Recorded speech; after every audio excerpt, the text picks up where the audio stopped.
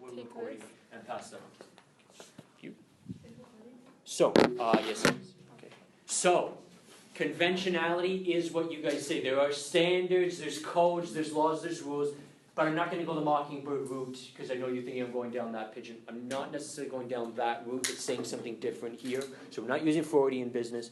But it's the idea that in this particular society, and ours too, but in that particular society, there were certain codes that would be followed. There were certain class structures. You were born into wealth.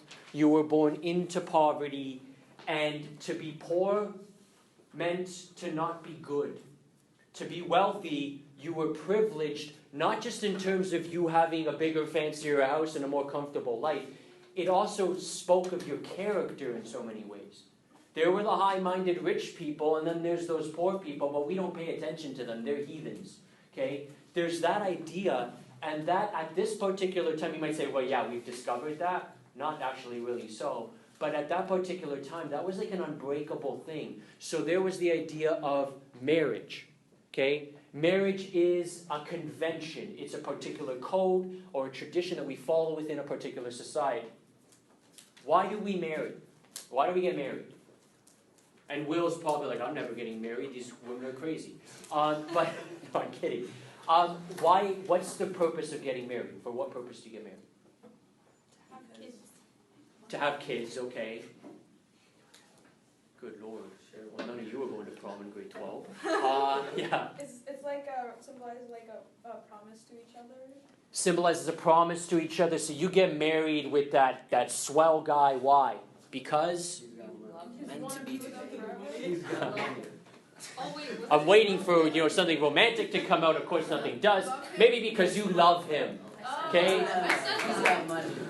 I didn't hear you over the terrible comments that came out. Okay, typical idea, oh my God, find true love. There's a bond between us. There's almost like a coming together of souls and so on and so forth. So you find that it's very much a spiritual connection, an emotional connection.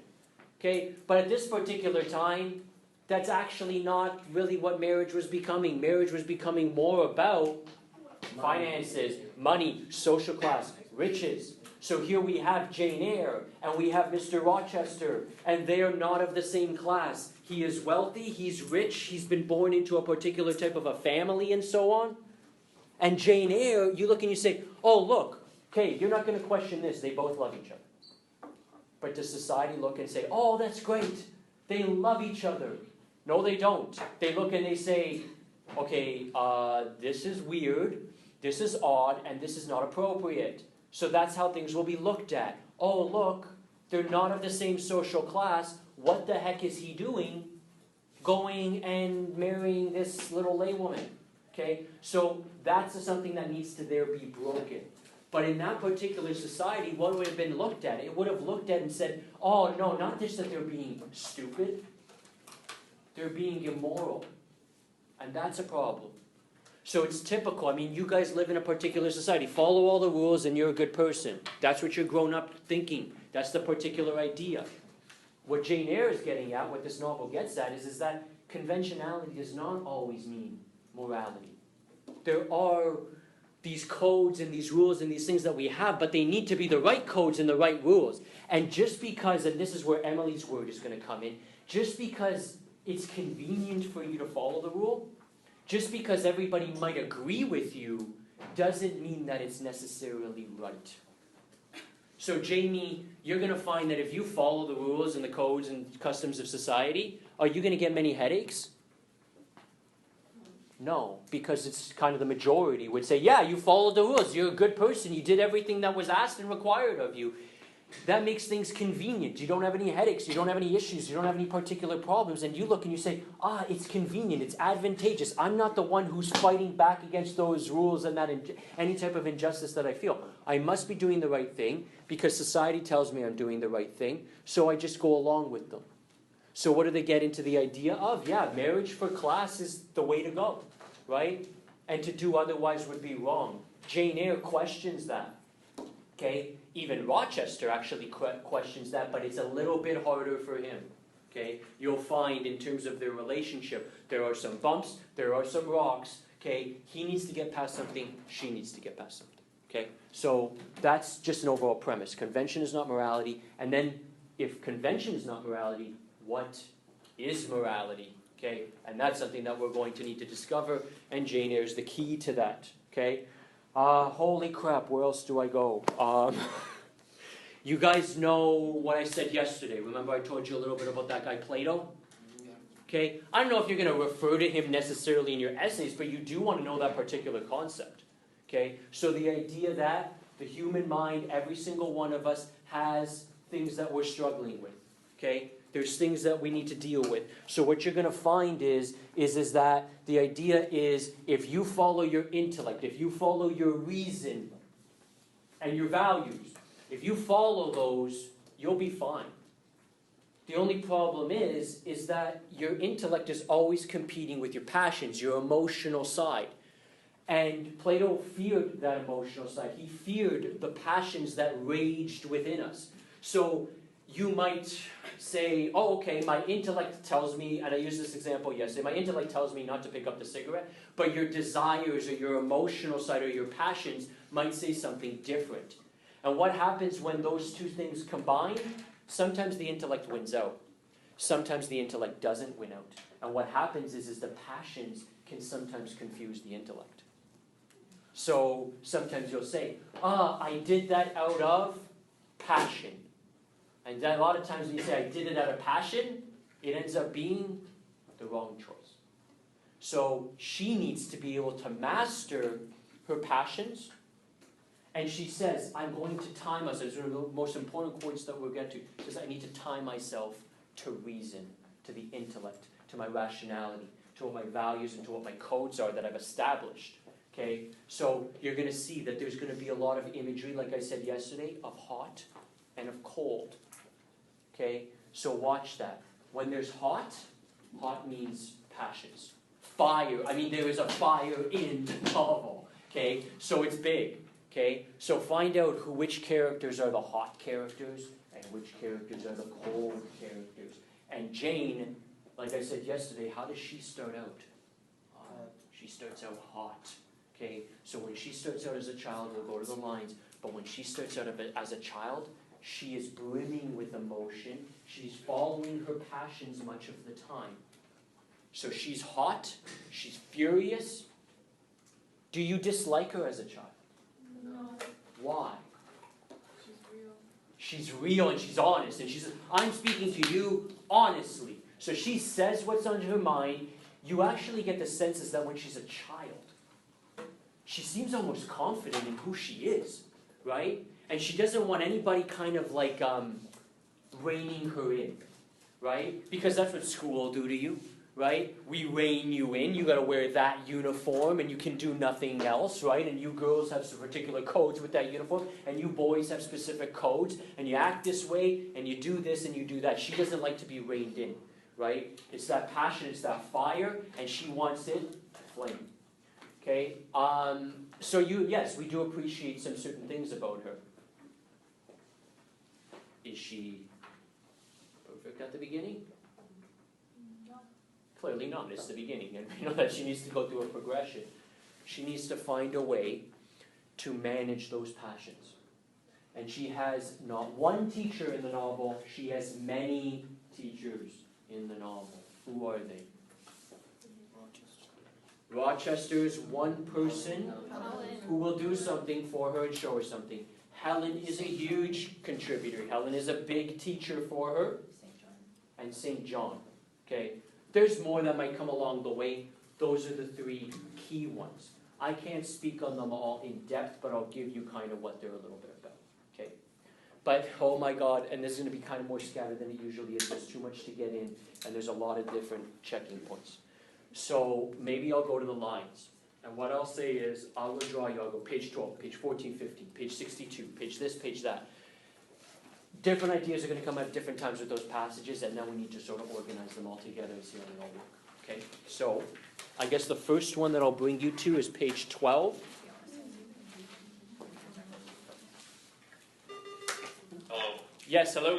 Yes. Sorry for the interruption, but may I please speak to Rachel B. in the attendance house, please? Yeah, I'll send her. Thank you very much. Run. Okay? Somebody take notes. Okay, so you will find, I hope we all have the same text, I think one or two of us may not, so just find quickly as you can. You ought to be aware. It's towards the top of page 12. You ought to be aware. I have to read all of the lines, and that takes a long time too. Some of them are lengthy passages. Now, where does this lead? I hope I pick up what the actual situation is. But I'll see. I think it's something to do with, remember there was, there's Mrs. Reed, and she's the one, that she's first under, Jane's first under her care, right? There's Mrs. Reed. And then there's, what's his name, John? Yeah. Okay, he's the guy, and he kind of gets her in trouble, and he's very, very brutal and violent at times. So you ought to be aware, miss, that you are under obligations to Mrs. Reed. She keeps you. If she were to turn you off, you would have to go to the poorhouse. So this is Jane and her reactions to poverty, to the poor.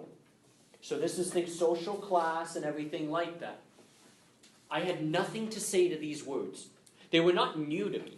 My first recollections, my first memories of existence included hints of the same kind. This reproach of my dependence had become a vague sing-song in my ear, very painful and crushing, but only half intelligible.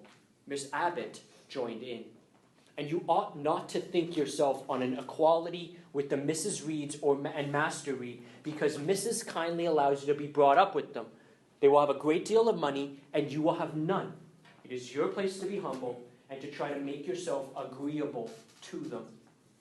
What we tell you is for your good, added Bessie in no harsh voice. You should try to be useful and pleasant. Then perhaps you would have a home here. But if you become passionate and rude, Mrs. will send you away, I am sure. Jane hates where she is, and you can understand why she hates where she is. They abuse her, okay, and maybe not even intentionally so at times, but they abuse her. She's been, she gets put in the red room and all of this sort of stuff, so she's suffering greatly here. But then they say, you better behave, because they're higher than you. They're providing for you. You better be thankful that you have this, because if you're not here, where are you going to be? Street. You're going to be poor. You're going to be one of those poor people. And you know what Jane looks at and says? Right? I don't want to be that. Those are the no good people that I heard about. Okay? Remember, she's a child, so see how that progresses. But she would rather be anything than poor. Write this word down. At the beginning of the novel, Jane needs to fix one thing here. She cannot be a dependent. Do you know what that means? Yes. She depends on others for her well-being, whether it be physical well-being or otherwise. So you would describe her at the beginning as a dependent. She needs to become more independent in that sense. Now she makes some interesting comment. I mean, there's some interesting things that go on here. She hates the poor, she doesn't want that poverty. She doesn't want it, it's not necessarily that she hates the poor, by the way, because Miss Reed might, and she's not a Miss Reed. But she doesn't like the idea of poverty. Did you notice something getting towards the 300s of something that Jane does? Emily's nodding her head. Yeah, well, she actually is poor. Like, when she leaves Thornfield, she lives on the street, basically. So notice the structure of the novel. She says, oh my God, anything but being poor. And then she isn't forced into poverty, she chooses poverty. Okay? So note that. There is obviously a clear transition in Jane, a discovery from Jane. So she chooses poverty later on, and we'll unpack it more as we go. Oh shit, I wasn't supposed to spend I shouldn't swear when I'm being recorded. I was supposed to spend a little bit of time on that. I got to speed up. Okay? Page 14 and 15. This I should be able to be quick because this is a mockingbird concept, To Kill a Mockingbird concept. Look for on 14 towards the bottom. Unjust, said my reason.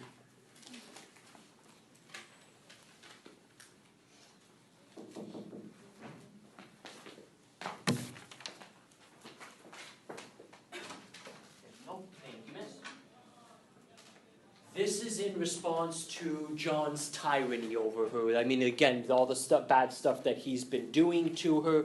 So she speaks out. You take in whether you agree with her. unjust, unjust, said my reason. So there's the intellect, there's the passion. She said, my reason says that this is unjust, forced by the agonizing stimulus into precocious, though transitory power and resolve, equally wrought up, instigated some strange expedient to achieve escape from insupportable oppression, as running away, or, if that could not be effected, never eating or drinking more and letting myself die. What a consternation of soul was mine that dreary afternoon, how all my brain was in tumult, in chaos, and all my heart in insurrection. Yet in what darkness, what dense ignorance was the mental battle fought. I couldn't answer the ceaseless inward question, why I thus suffered. Now, at the distance of, I will not say how many years, I see it clearly. Jane is talking about the suffering that she's going through and everything that's taking place. She recognizes one thing when she's a kid. What does she recognize? Can you stab at it there? I know language is not easy. She knows something's been done to her and she knows that it is unjust. But it's like Mockingbird. She feels that it's unjust. She doesn't know why it's unjust. She simply feels it. Now, who's the author of this particular book? Jane, years from now. She's telling her story. So she says, when I was a kid, I felt that something was wrong, as children often have that ability. I felt that something was wrong, but I didn't know what was wrong. Like, I don't know, am I bad? Right? Am I doing something wrong? So she didn't know,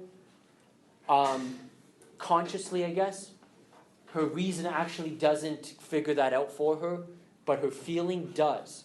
And then she says, I will not say how many years I see it clearly. Now, as me telling you the story, as an adult, I see it clearly. And it also shows there, very importantly, that if there's a progression, well, that's proof that there is, you got to look and say, oh, page 15, Jane's got to learn something. Jane's got to figure something out, and you already have the answer. She has figured it out. Because she's looking and saying, I see things clearly now in my adulthood. Oh, I didn't know then, but now I know. So she has figured something out. Jane watched the progression. Okay, did I say everything I wanted to say about that? The narrator, of course, here being all-knowing. Okay, and I'll say reliable narrators and unreliable narrators. Jane Eyre, as an adult, is a reliable narrator. Okay, so all-knowing, speaking in reflection, and it shows me that it's a story where there's going to be a development. Where's my next page I want to bring to you? Page 23, same concept, more ammo for you. How much I wish to reply fully to this question.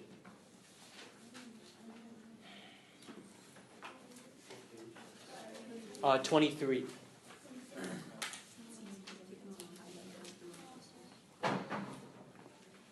They ask, why are you so miserable? And she says, how much I wish to reply fully to this question, how difficult it was to frame any answer. Children can feel, but they cannot analyze their feelings. So, Mockingbird, yeah, that's the same idea. And if the analysis is partially affected in thought, they know not how to express the result of the process in words. Fearful, however, of losing this first and only opportunity of relieving my grief by imparting it, I, after a disturbed pause, contrived to frame a meager, though as far as it went, true response. I know I felt something wrong. I know something's happening. This doesn't feel right, but I can't explain it because I'm a kid. I don't have the language, and I don't have the ability, and I don't have the knowledge of the situation. So that's the idea there, the feeling. She needs, obviously, to attach now her reason to her feeling. There needs to be a meshing, okay, a blending of it, so that one works well with the other. It's almost like if your passions, your intellect, and your will are different parts of the body, the inner part of the body, when do they work best? When they're working in unison and in cooperation with each other. You can't strip one or you can't strip the other. They're a part of you, so you have to deal with it. How do you manage it? And that's going to be a trick. Okay. And now the very bottom of 23, and it's going to go on to 24. If you had such would you like to go to them? This is going to be, what the hell did I write for it?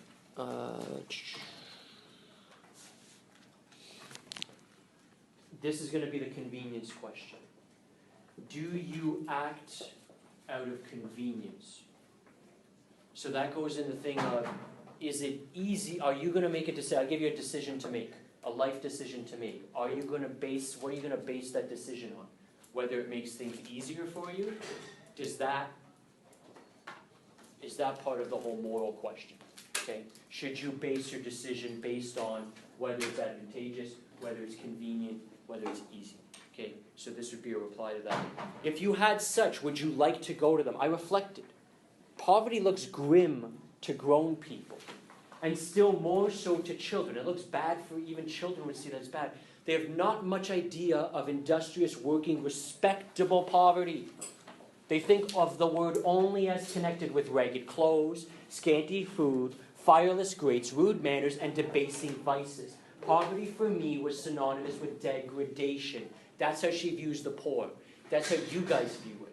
Say, oh, would you like to be poor? You're like, I don't, what do I think when I think poverty? Ragged clothing, no food, right? Probably, maybe even, again, the idea, uneducated, don't have the chance to learn. So you're thinking almost like that heathen there. To be poor means to be degraded, not just physically, but mentally and emotionally. You are less of a person. No, I should not like to belong to poor people, was my reply. Not even if they were kind to you? I shook my head. I could not see how poor people had the means of being kind. And then to learn to speak like them, to adopt their manners, to be uneducated, to grow up like one of the poor women I saw, sometimes nursing their children or washing their clothes at the cottage doors of the village of Gateshead. No, I was not heroic enough to purchase liberty at the price of caste. Okay? And you might underline the very last part there. I'm not going to give up my conveniences, my certain degree of wealth that I'm living under, okay, for the price of kind of doing what's ultimately necessarily, even if it's right. So I can't give up those things. She's not ready to shed them. Okay, and then as I mentioned, she certainly does shed them, okay, when she actually chooses to give up all of that. Helen is an example of that too. She learns a little bit of that concept from Helen. Helen shows you poverty, okay, humbling yourself, stripping yourself of everything is actually the true life and the way. Okay? Have you guys ever heard of St. Francis? You guys know what he's about? St. Francis says, I will marry poverty.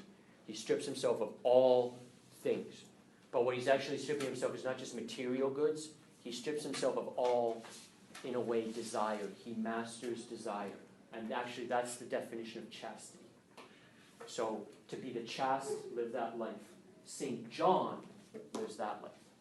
St. John says any type of emotional response, anything emotional, I can't deal with.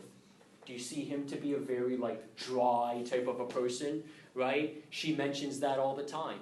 So he lives that life. He says, I'm going to master my desire because any type of desire that I have is going to get in the way of my goal. And for him, his goal is God, right? He says anything that's going to get in the way, any type of desire, that gets out of the way. My sightline is God, not that particular desire. So he strips himself, masters his desire, becomes chaste. Okay? She learns a little bit of that from him too. Okay? But your relatives are so very poor. Are they working people? I can't tell. Aunt Reed says that if I have any, they must be a beggarly set, and I should not like to go a-begging. Would you like to go to school? So we of course know that she does become a beggar later on, showing her transition.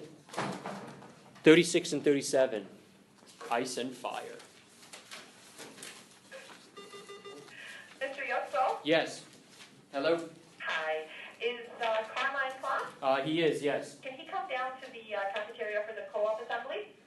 Yes, he And may. he needs to bring his bag down with him. Okay, yeah, I'll send him. Okay. Sir, I'm going to leave my phone here. It's been good having you. Are you recording it? Yeah, it's just Sure. Okay, so 36 and 37, oh crap, it's 2 pages of reading. But it must be done. Mrs. Reed's hands still lay on her work inactive. You guys found it? You okay, Leia? Yeah, it looks, from this vantage point, it looks like you're sleeping. Mrs. Reed's hands lay still on her work inactive. Her eye of ice continued to dwell freezingly on mine. What more have you to say, she asked, rather in the tone in which a person might address an opponent of adult age than such as is ordinarily used to a child. That eye of hers, that voice stirred every antipathy I had, shaking from head to foot, thrilled with ungovernable excitement. I continued. She's filled with unbridled excitement. That's the passions. That's what Jane is, 36. She's filled with that. As opposed to Miss Reed, who is described as what? Icy hands. Icy hands for a person who is a cold person. She's actually, again, do you like Mrs. Reed? No. She sounds horrible. She sounds absolutely dreadful. Okay? Does Mrs. Reed do everything with the intention of ill intention? Does she do it just because she's evil? No, she does it because she's ingrained to think. She's been instructed, right, through her society. Jane's here, and I'm here. So she lives with that, she lives it, she breathes it. She looks just as Jane looked and said, oh, the poor must be the degraded. She looks at Jane as being that in so many ways. You're below me. There's a sense of pride in Mrs. Reed, and that strips her of any type of feeling. It strips her of a feeling of emotion, does not recognize Jane Eyre's humanity, okay, in so many ways. But not out of evil, it's out of ignorance. Ignorance can be as bad as evil. That eye of her, I said that, I am glad you are of no relation of mine. So this is Jane here, and this is big. I'm glad you are no relation of mine. I will never call you aunt again as long as I live. I will never come to see you when I'm grown up, and if anyone asks me how I liked you and how you treated me, I will say the very thought of what you makes me sick, and that you treated me with miserable cruelty. Is Jane right? No. She's wrong. Don't think about what I'm going to surprise you or something. What do you think? And you need to tell me. I'm hearing something over here. Well, from that perspective, like if I was 6 or however old she is, then I would probably agree with that. If I treated you like Miss Reed every day that you walked in, Yeah. you take it? No. Okay, I so would do the same. never mind you were 6. You're not 6. How would you deal with it? I'd still probably sassy or something. I can see it. You give me that look. You might sass me. So she's justified? I think so, because No. it's provoked, so. Wait, but she's not. Jane is right in that Miss Reed should not do what she does. So Jane is correct in terms of, yeah, she's treated cruelly by Mrs. Reed. But Jane is wrong in how she responds. Jane is fire and fury here. And Jane does need to see that there is a different way and a better way. Not just for Miss Reed and Miss Reed's feelings, but for Jane's own person and Jane, importantly, her own sanity. So Jane is not correct in the way that she responds here. The emotions and the passions are getting out of hand for Jane, and she needs to rein them in, because if she doesn't, I still question this, but conceivably the message could be as if she doesn't, she will go mad. The passions lead to madness if not reined in. The intellect leads to truth. So those are the different directions that you can go.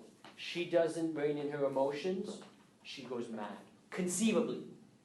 If not mad, she still gets left off the wrong direction. Depends how deep you want to go with it. So, can you link Jane Eyre and Bertha?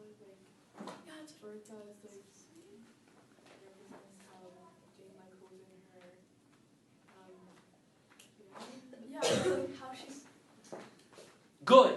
Okay? So Bertha, crazy one, mad one, right? That Rochester's married. Oh, Okay? I thought you were married.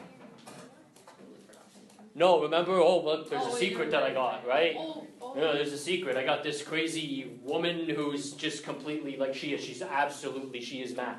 She's crazy. Bertha, nuts. Okay? There is a link between her and Jane. Okay, there's a huge link between her and Jane. If Jane doesn't figure it out, that's the consequence. Okay? Good. Excellent, Sydney. And I think you had something going because then you were like, you got a smile on your face and then you're like, yeah. Yeah, so good. So bring it out. Bring it out. You guys are smart.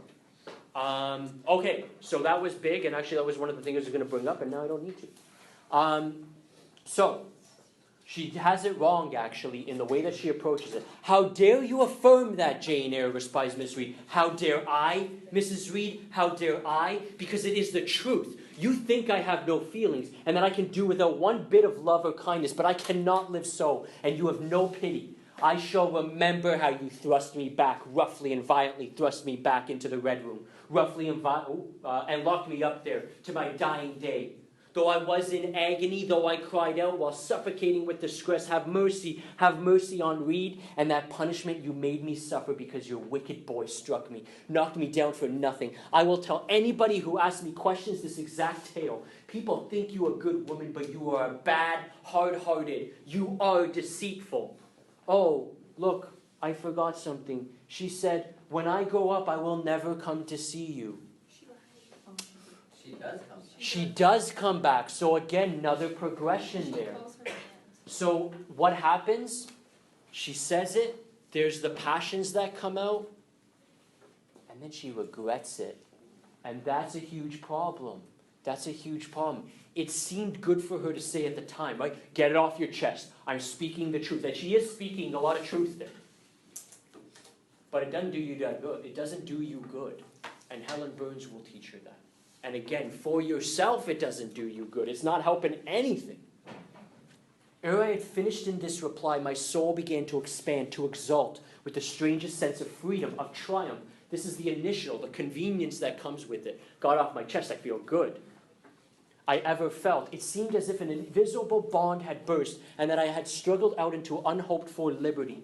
Not without cause was this sentiment. Mrs. Reed looked frightened.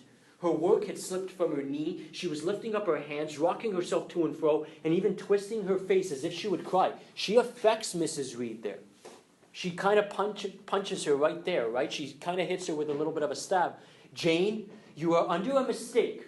What is the matter with you? Why do you tremble so violently? Would you like to drink some water? And now Mrs. Reed, actually, you look and you say, Mrs. Reed has been one hell of a bitch. Sorry, she's been one heck of a bitch.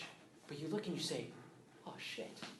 Right? And actually, Mrs. Reed here kind of like, okay, Jane, like, settle down a little bit. Like, calm down. Do you need water? Like, you're trembling. So actually, she shows a little bit of humanity here. She's kind of rocked by it. And you actually do, in this situation, as much as Miss Reed has done, it has been horrible. Jane, that was a little bit like, calm down a little bit, Jane, right? Drink the water. Okay? And what? Important. What is she right now? She's hot. And what is it? Oh, I'm sorry. But you guys, that's really good. What were you going to say? I was going to say it's like she's giving her water to like extinguish. Yes. Extinguish the fire. Cool down. Cool down. Cool down. Is there anything you wish for, Jane? I assure you, I desire to be your friend. Not you. You told Mr. Brocklehurst I had a bad character, a deceitful disposition, and I'll let everybody at Lowood know what you are and what you have done. Rajon? When she gives her water to like extinguish the fire, can you link that to Jane's transition when she becomes cooler and stuff? Yes. Like when there was a fire in Rochester's room, she has a jug of water and she's the one that extinguishes it. Oh, shit. Go with it. I didn't recognize that. Throw that one down. Yes, that's good. That's good. I'll have to see, again, where I place that, because you're going to see her going hot and cold and hot and cold. At what point is she... Go with it. When we get to those, if you can find that passage, and we'll see where it's placed. But the fact that she's got a jug of water and she starts putting things out, that would speak volumes. So I like that, what he said. And ask him for the page number on that. That's good. Jane, you don't understand these things. Children must be corrected for their faults. This is her society that's coming out. So it's not Miss Reed, horrible, horrible, horrible. She acts horribly, but don't condemn her. And I'll say this later. Condemn the sin, not the sinner.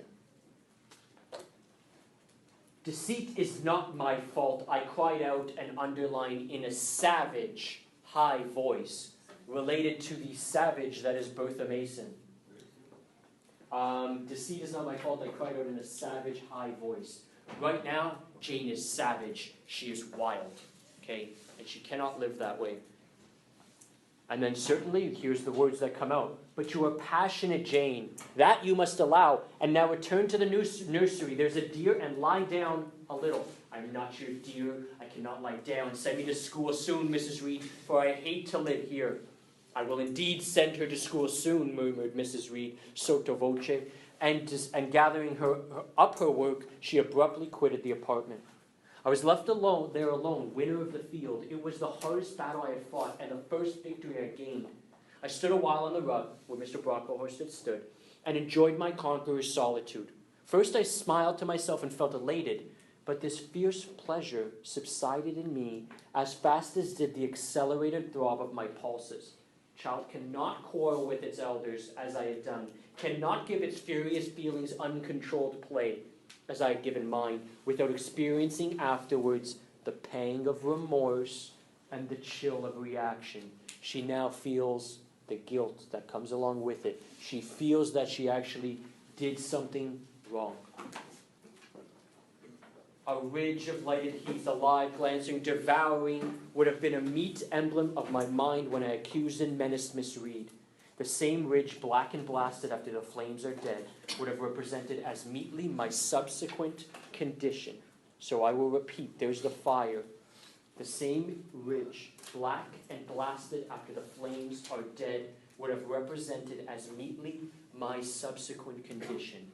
I am the fire that kind of went out of control. And what can fire do? It can destroy.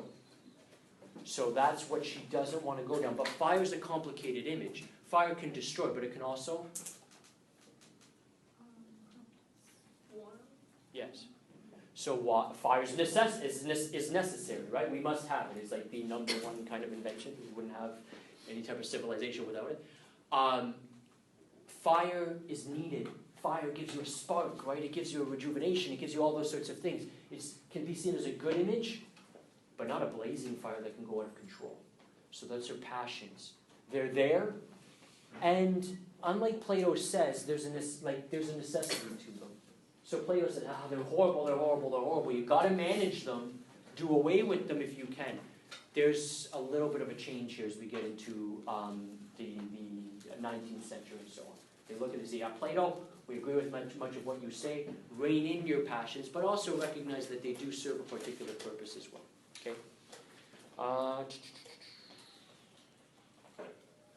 When half an hour's silence and reflection had shown me the madness of my conduct and the dreariness of my hated and hating position, something of vengeance I had tasted for the first time, as an aromatic wine it seemed, on swallowing, warm and racy, its after flavor, metallic and corroding, gave me a sensation as if I had been poisoned. So there's the guilt at the wrongdoing, and the link to madness. So you follow your passions, it will lead you down that particular route.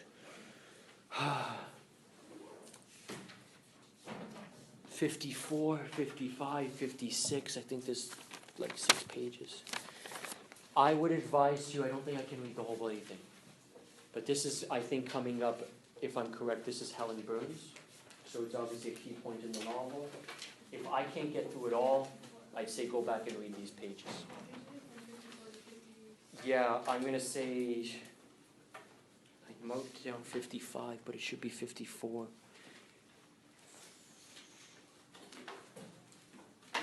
Okay, maybe I'll go 55. Read 54 just in case I didn't mark it in my book.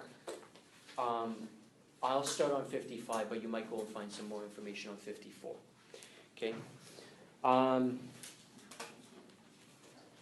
This is with Helen. Do you remember what happens to Helen multiple times? Okay, explain. Just tell me, what happens to Helen? She dies because of She gets in trouble a lot. oh. And when she gets in trouble, there's a key scene. Helen's in trouble, and what's the punishment? One of the punishments. And Jane responds to it. She, in front of everyone. So there she is, like sort of even, I think they even put him up like on a pedestal, right? And in front of everybody, like, oh, you didn't do your reading properly, or you forgot to make your bed, and they whip her, right? They whack her. So they give her that smack. And Jane responds and says to Helen Burns, you're such a good person. You're a great person. You're an amazing person. You're so smart. You're so intelligent. You're so wise. But why are you taking it? And what does Jane say to her? No, what does Jane say to her? Jane says, if I were in your situation, That's what like she would do. if I were in this situation, I'd take that stick and I'd whack him right back. Okay? So that's Jane's response. And that might be your response to it as well. We already know it's Emily's, right? If I take, where's that big maybe I should use it. No, but if I gave you a whack, you might well whack me back, right? As she said, right? If I tell her off, she's going to tell me off, right? Anyway, I'm justified in doing it. You started it, and you deserve everything that you get. All that, those types of ideas, okay? Helen Burns says on the contrary, and watch Jane because it's her first progression. So the heated Jane versus the calm and cool Helen Burns. Will you ever go back? I hope so. So it's towards the middle. I'll probably be reading for a while. Will you ever go back? I hope so, but nobody can see of the future. You must wish to leave Lowood. No, why should I? I was sent to Lowood to get an education, and it would be of no use going away until I've attained that object. But that teacher, Miss Scratchard, is so cruel to you. Cruel? Not at all. She is severe, and she dislikes my faults. And if I were in your place, I should dislike her. I should resist her. If she struck me with that rod, I should get it from her hand. I should break it under her nose. Probably you would do, this is Helen Burns, probably you would do nothing of the sort. But if you did, Mr. Brocklehurst would expel you from the school. That would be a great grief to your relations. It is far better to endure, and underline this part especially, it is far better to endure patiently a smart which nobody feels but yourself, than to commit a hasty action whose evil consequences will extend to all that are connected with you. And besides, the Bible forbids us to return good for evil. But then it seems disgraceful to be flogged and to be sent to stand in the middle of the room full of people. And you are such a great girl. I'm far younger than you, and I could not bear it. Yet it would be your duty, says Helen, to bear it. If you could not avoid it, it is weak and silly to say you cannot bear what it is your fate to be required to bear. Her reaction. I heard her with wonder. Wonder realizes something. Now, Jane does not recognize fully. Again, it's more to do with feeling than it is to do with rationality for Jane here. But she knows that, she senses that Helen speaks truth. Right? Just as, again, Kieran, you might do something really stupid, and if I were to, why did you do that? You'll list off, well, no, it wasn't wrong, but you might feel that it's wrong, even though you can probably explain yourself. Jane has got all sorts of reasons, but those aren't going to justify it. She'll learn later fully the message. I heard her with wonder. I could not comprehend this doctrine of endurance. So she teaches her endurance and patience and humility. And still less could I understand or sympathize with the forbearance she expressed for her chastiser. I couldn't understand how she could be so forgiving of the person who was chastising her. Still, I felt that Helen Burns considered things by a light invisible to my eyes. Helen sees beyond the visible, which is conventions. These are the laws, the codes that are right in front of my face. But she sees beyond the visible. She sees what's invisible. And that's what a poet does. When Shakespeare expresses to you something, he expresses to you, Kieran, what you cannot see. He says, there is a truth in the world. I see that, and that's what I can give you.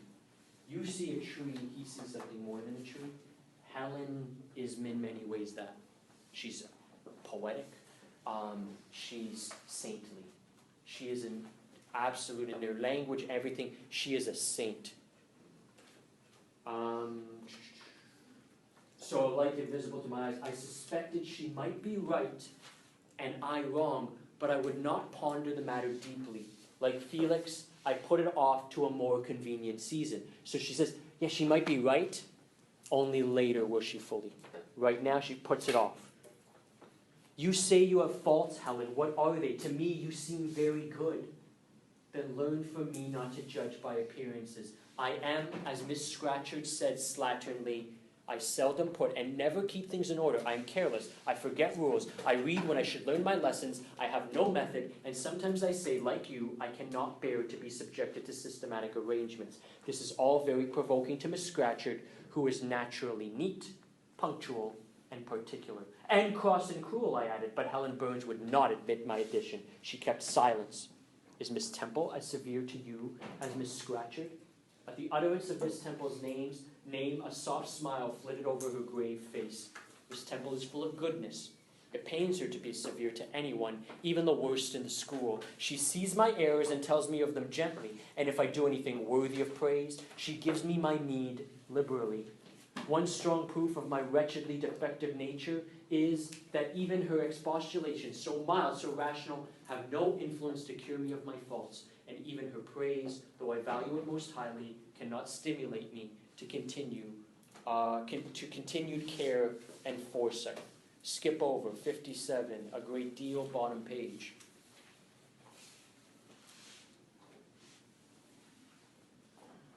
A great deal. You are good to those who are good to you.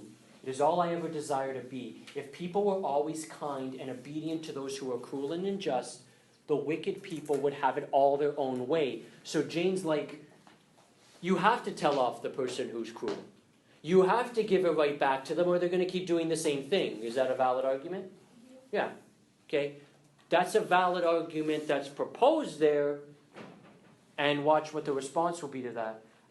They would never feel afraid, and so they would never alter. They'd never change their ways, but would grow worse and worse. When we are struck at without a reason, we should strike back again very hard. I'm sure we should. So hard as to teach the person who struck us to never do it again. You will change your mind, I hope, when you grow older. As yet, you are but, and underline, a little untaught girl. Oh, Jane. Oh, Jane, you don't fully get it. There might be more. But I feel this, Helen. I must dislike those who, whatever I do to please them, persist in disliking me. I must resist those who punish me unjustly. It is as natural as that I should love those who show me affection or submit to punishment when I feel it is deserved. Okay? All that there, checking it in. I hope you're not sleeping. You're good? You're with it? Yeah. Okay. Apologies. I know this is 400 pages. You've got to read something. Go to she has been unkind to you, no doubt. So, well, I asked impatiently. It's not Miss Reed, a hard-hearted bad woman. So it brings up Miss Reed. She has been unkind to you, no doubt, because you see, she dislikes your cast of character, as Miss Scatcherd does mine. But how minutely you remember all she has done and said to you. What a singularly deep impression her injustice seems to have made on your heart. You can't give up all the cruelty that she's mentioned to you. No ill usage so brands its record on my feelings. This here, would you not be happier if you tried to forget her severity, together with the passionate emotions it excited? Life appears to me too short to be spent in nursing animosity or registering wrongs. We are and must be, one and all, burdened with faults in this world, but the time will soon come when I trust we shall put them off in putting off our corruptible bodies, when debasement and sin will fall from us with this crumbious frame of flesh, and only the spark of the Spirit will remain, the impalpable principle of life and of thought, pure as when it left the Creator to inspire the creature. Whence it came, it will return, perhaps again to be communicated to some being higher than man, perhaps to pass through the gradations of glory, from the pale human soul to brighten the seraph, which is an angel. Surely it will never, on the contrary, be suffered to degenerate from man to fiend. No, I cannot believe that. I hold another creed, which no one ever taught me and which I seldom mention, but which I delight, and to which I cling, for it extends hope to all. It makes eternity a rest, a mighty home, not a terror and an abyss. Besides, with this creed, I can so clearly distinguish between the criminal and his crime. I can so sincerely forgive the first while I abhor the last. That's what I said there. She can distinguish between the sin and the sinner. Forgive the sinner. Show compassion to the sinner. Hate the crime. Murder is bad. The murderer is where we extend and say, you have fault.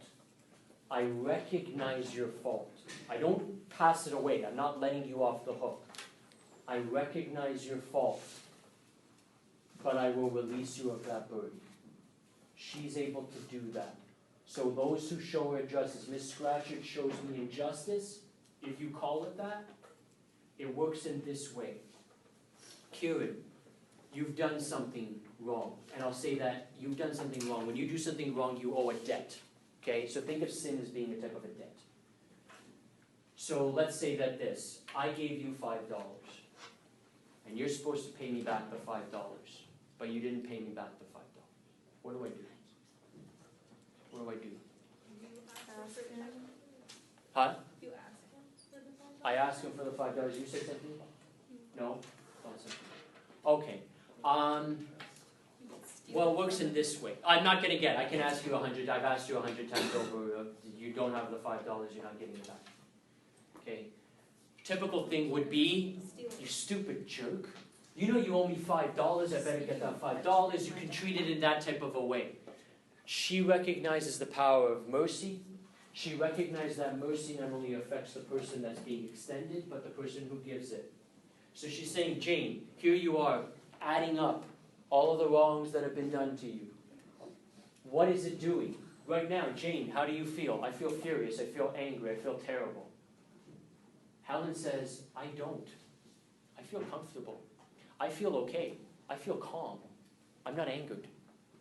But you've had just as bad things done to me as were done to me. Miss Reed did horrible things to me. Miss Scratchard's doing horrible things to you. Why are you calm and why are you okay and why are you content and why am I angry? She says, because I've recognized that I'm showing the divine truth. I'm living by my principles are, I'm not getting heated up by my emotions. So I don't let anger defeat me. Rather, I look at it and I say, what's it going to cause me? What's it going to do? It won't benefit me in any type of a way.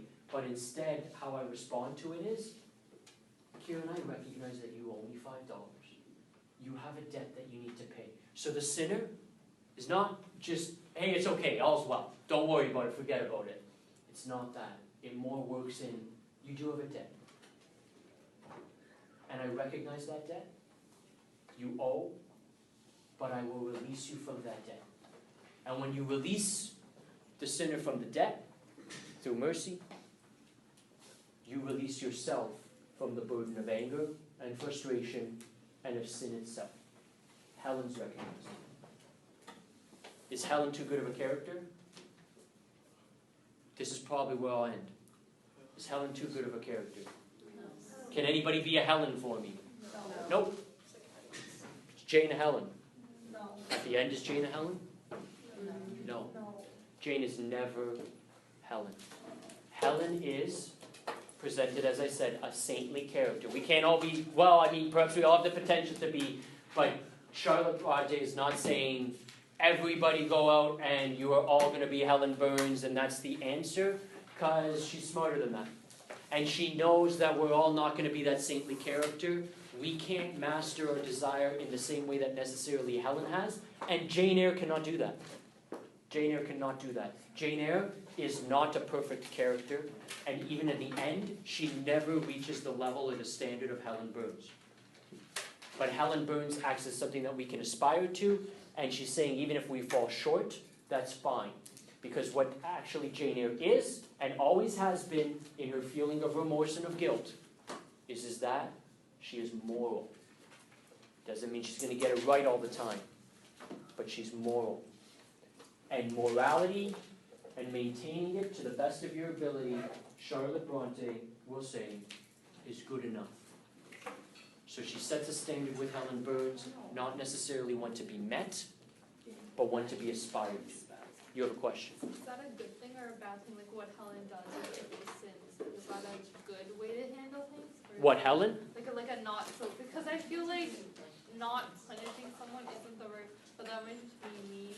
Like if you don't punish someone for their crimes, like. Helen is exactly right. So she says we shouldn't punish them. We should just accept the fact that they did what they did. But like hate what they did, but accept them. Helen, everything Helen does is the way that things should go. Helen is the number one model. I cannot find anything wrong with Helen Burns. She's right. She's perfectly right. You can say, oh, the sinner's not going to learn this. That's why. It's not as simple. Maybe we can hold that. It's not as simple as, because it's not that the sinner's getting away with it. If the sinner were getting away with it, if you say, I say, yeah, don't worry about the $5. Don't worry about it. No, that causes problems. Okay, there's no justice there. It's not that the crime goes away. The burden doesn't go away. It's only that I released you from it. That's the key. Okay. She releases Scratcher from the burden that she might have. But it's not necessarily, oh yeah, don't worry, yeah, forget it. That's not justice. Justice is served when we recognize that there is a crime. So again, abhor, hate the sin. Don't ever give into it, and she doesn't. But do not hate the sin. Right? A recognition of faults. I should say this, can you remind me? They're probably, I don't know if I'll be able to bring them back in. Okay. But can you remind me, very important, humility? Notice how she lists her own faults. I am this, I am this, I am this, I am this. There is, I don't know if we'll get to it, it's probably in somewhere in 54 to 59. How is Helen described? Head low. It says that her head stoops low. And what's Jane's? So there's also that match there, right? There's a certain degree of Jane as a child, kind of thinking like, I know who I am, because she's confident, like don't tell me what to do. She needs to humble herself a little bit as well. And that's again, another, patience, endurance, all learned, humility, all learned from Helen Burns. And perhaps not fully, that's why she'll be in other teachers, but she picks up something extremely important. Okay. And what does Helen do ultimately? There's fire, there's fire, there's fire, and Helen She cools like Jane. cools and calms the fires. Jane goes off and becomes a teacher.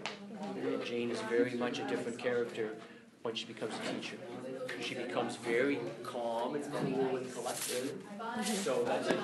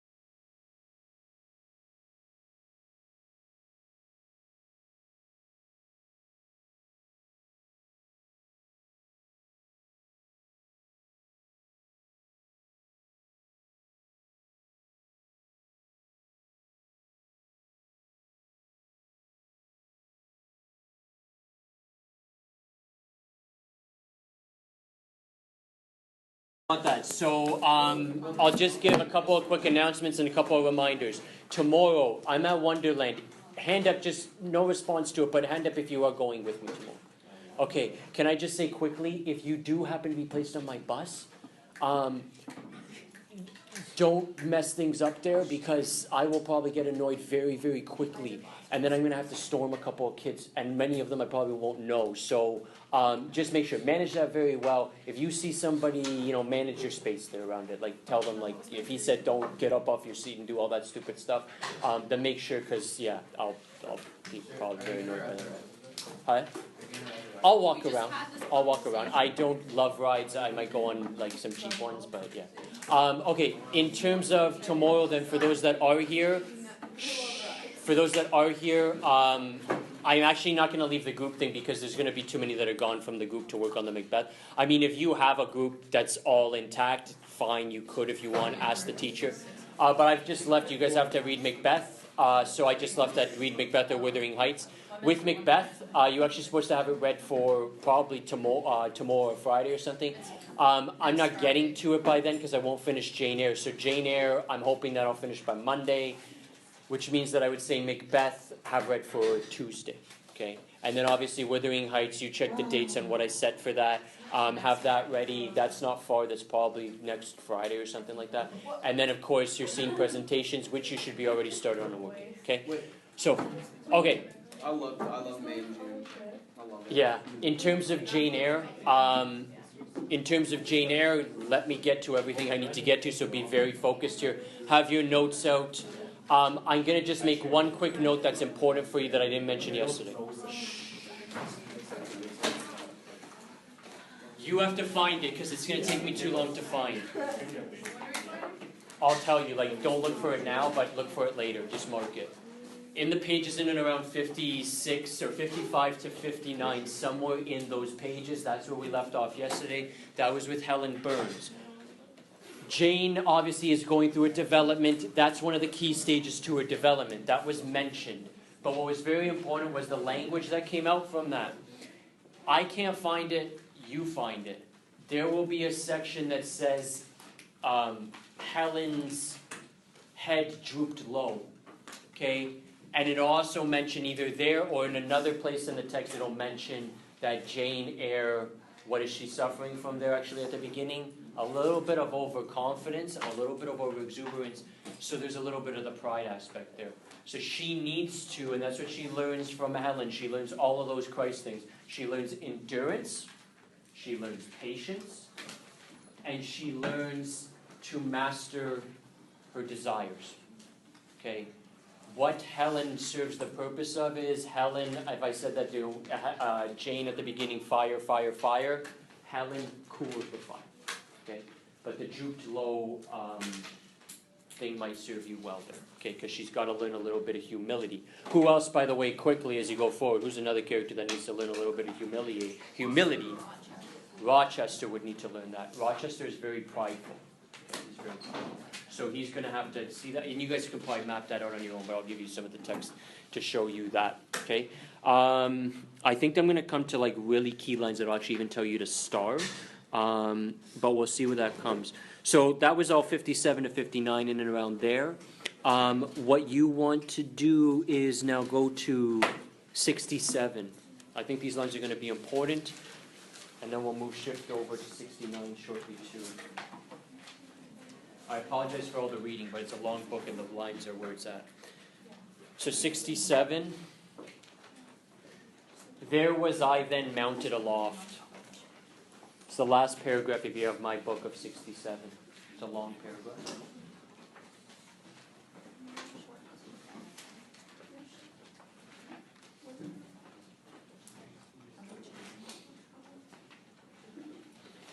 As you find that, also note, I don't know if it comes into play, you guys will structure your essays, but Mr. Brocklehurst, he was the guy who, he came in, he was that schoolmaster who came in and said, punish them, okay? Note that also, too. He's a contrast to Helen. And just to connect all of everything that I said before,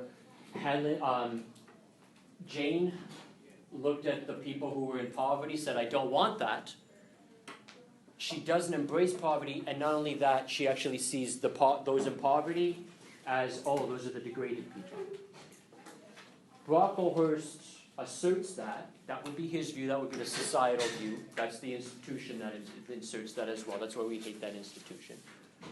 Helen makes her appreciate those authors. And where is she? I mean, she's at a school for orphans. She's at a school where you have these children, right? They would be coming from different types of low-standing situations in that particular time. So when she's in that school, she begins to learn that. Okay, even with the Mr. Brocklehorse there, Helen wins out there. Her message wins out. Okay, and this is the proof that it wins out. Helen had just earlier, a few pages, 10 pages earlier, said, I would never allow myself to be hit by that stick. I would take the stick and hit it myself. And then you look at this passage. Only 10 pages. So you guys should, when you want to mark these things in when you're reading. There was I then, this is Jane. There was I then, mounted aloft, who had said I could not bear the shame of standing on my natural feet in the middle of the room, was now exposed to general view on a pedestal of infamy. Where is she and what's she doing? So she said, Helen, how can you take that? I would never, I couldn't. I'd be too humiliated. Her pride would be hit. And there she is. She's standing up in the eyes of everybody now, okay, to get whipped. Was now exposed to the general view on a pedestal of infamy. What my sensations were, no language can describe. But just as they all arose, stifling my breath and constricting my throat, a girl came up and passed me. In passing, she lifted her eyes. What a strange light inspired them. What an extraordinary sensation that ray sent through me. How the new feeling bore me up. It was as if a martyr, you know what a martyr is? Someone who kills them, someone who dies for God, for their belief. It was as if a martyr, a hero, had passed a slave or victim and imparted strength in the transit. I mastered the rising hysteria. She may as well say, I mastered my desires and my temptations to break out. So that's the cooling of the flame. Lifted up my head and took a firm stand on the stool. This is character. She grounds herself and now she is firmly planted because reason is guiding her rather than passion. Helen Burns asked some slight question about a work of Miss Smith, was chidden for the triviality of the inquiry, returned to her place and smiled at me as she went by. What a smile. I remember it now, and I know that it was the effluence of fine intellect, of true courage. It lit up her marked lineaments, her thin face, her sunken gray eye, like a reflection from the aspect of an angel. And there's Helen described in angel-like terms, saint-like terms. Yet at that moment, Helen Boynes wore on her arm the untidy badge. Scarcely an hour ago, I had heard her condemned by Miss Scratcher to a dinner of bread and water on the morrow because she had blotted an exercise in copying it out. Such is the imperfect nature of man. Such spots are there on the disk of the clearest planet, and eyes like Miss Scratcher's can only see those minute defects and are blind to the full brightness of the orb. So, beautiful, beautiful language. There's a lot going on. I'll just give you the basics. Importantly, she humbles herself, takes on the punishment, and how does she view things now? Differently than she did 10 pages ago. And what's the reaction of the other orphans who are walking by? How do they view Jane?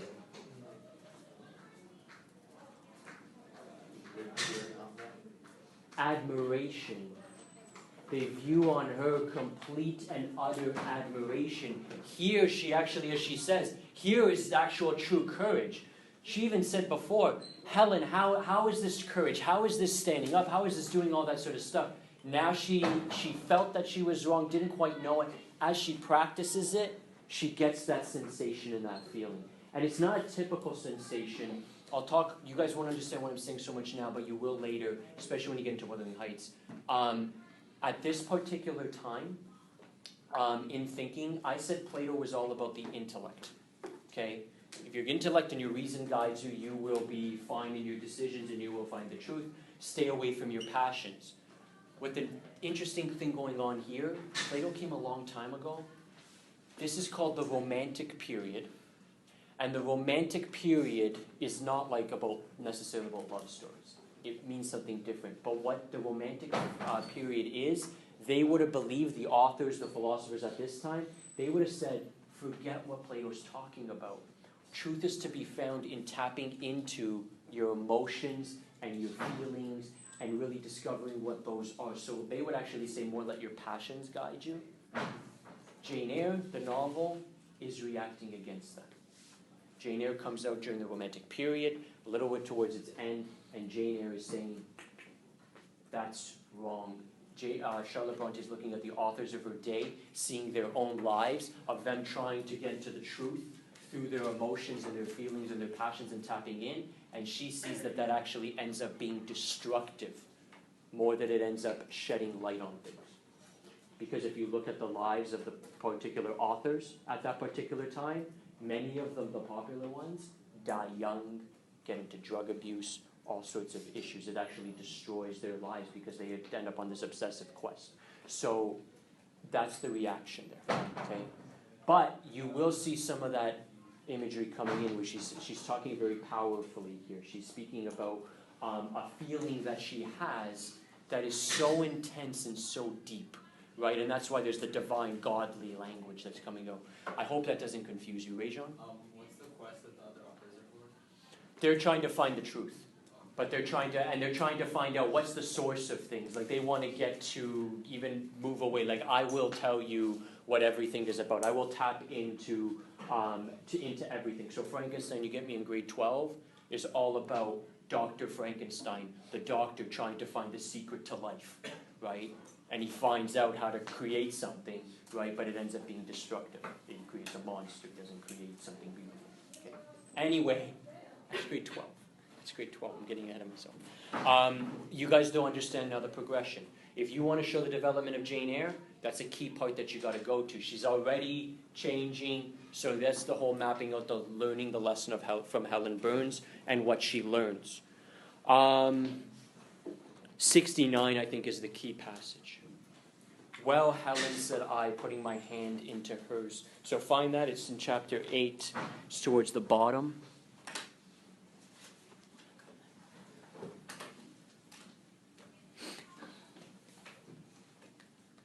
I don't know how long I have to go for this one. Okay, I'll read as much as I can. Well, Helen, said I, putting my hand into hers. She chafed my fingers gently to warm them. So now look at Jane. She's become cool, right? And Helen actually warms her hands here and went on.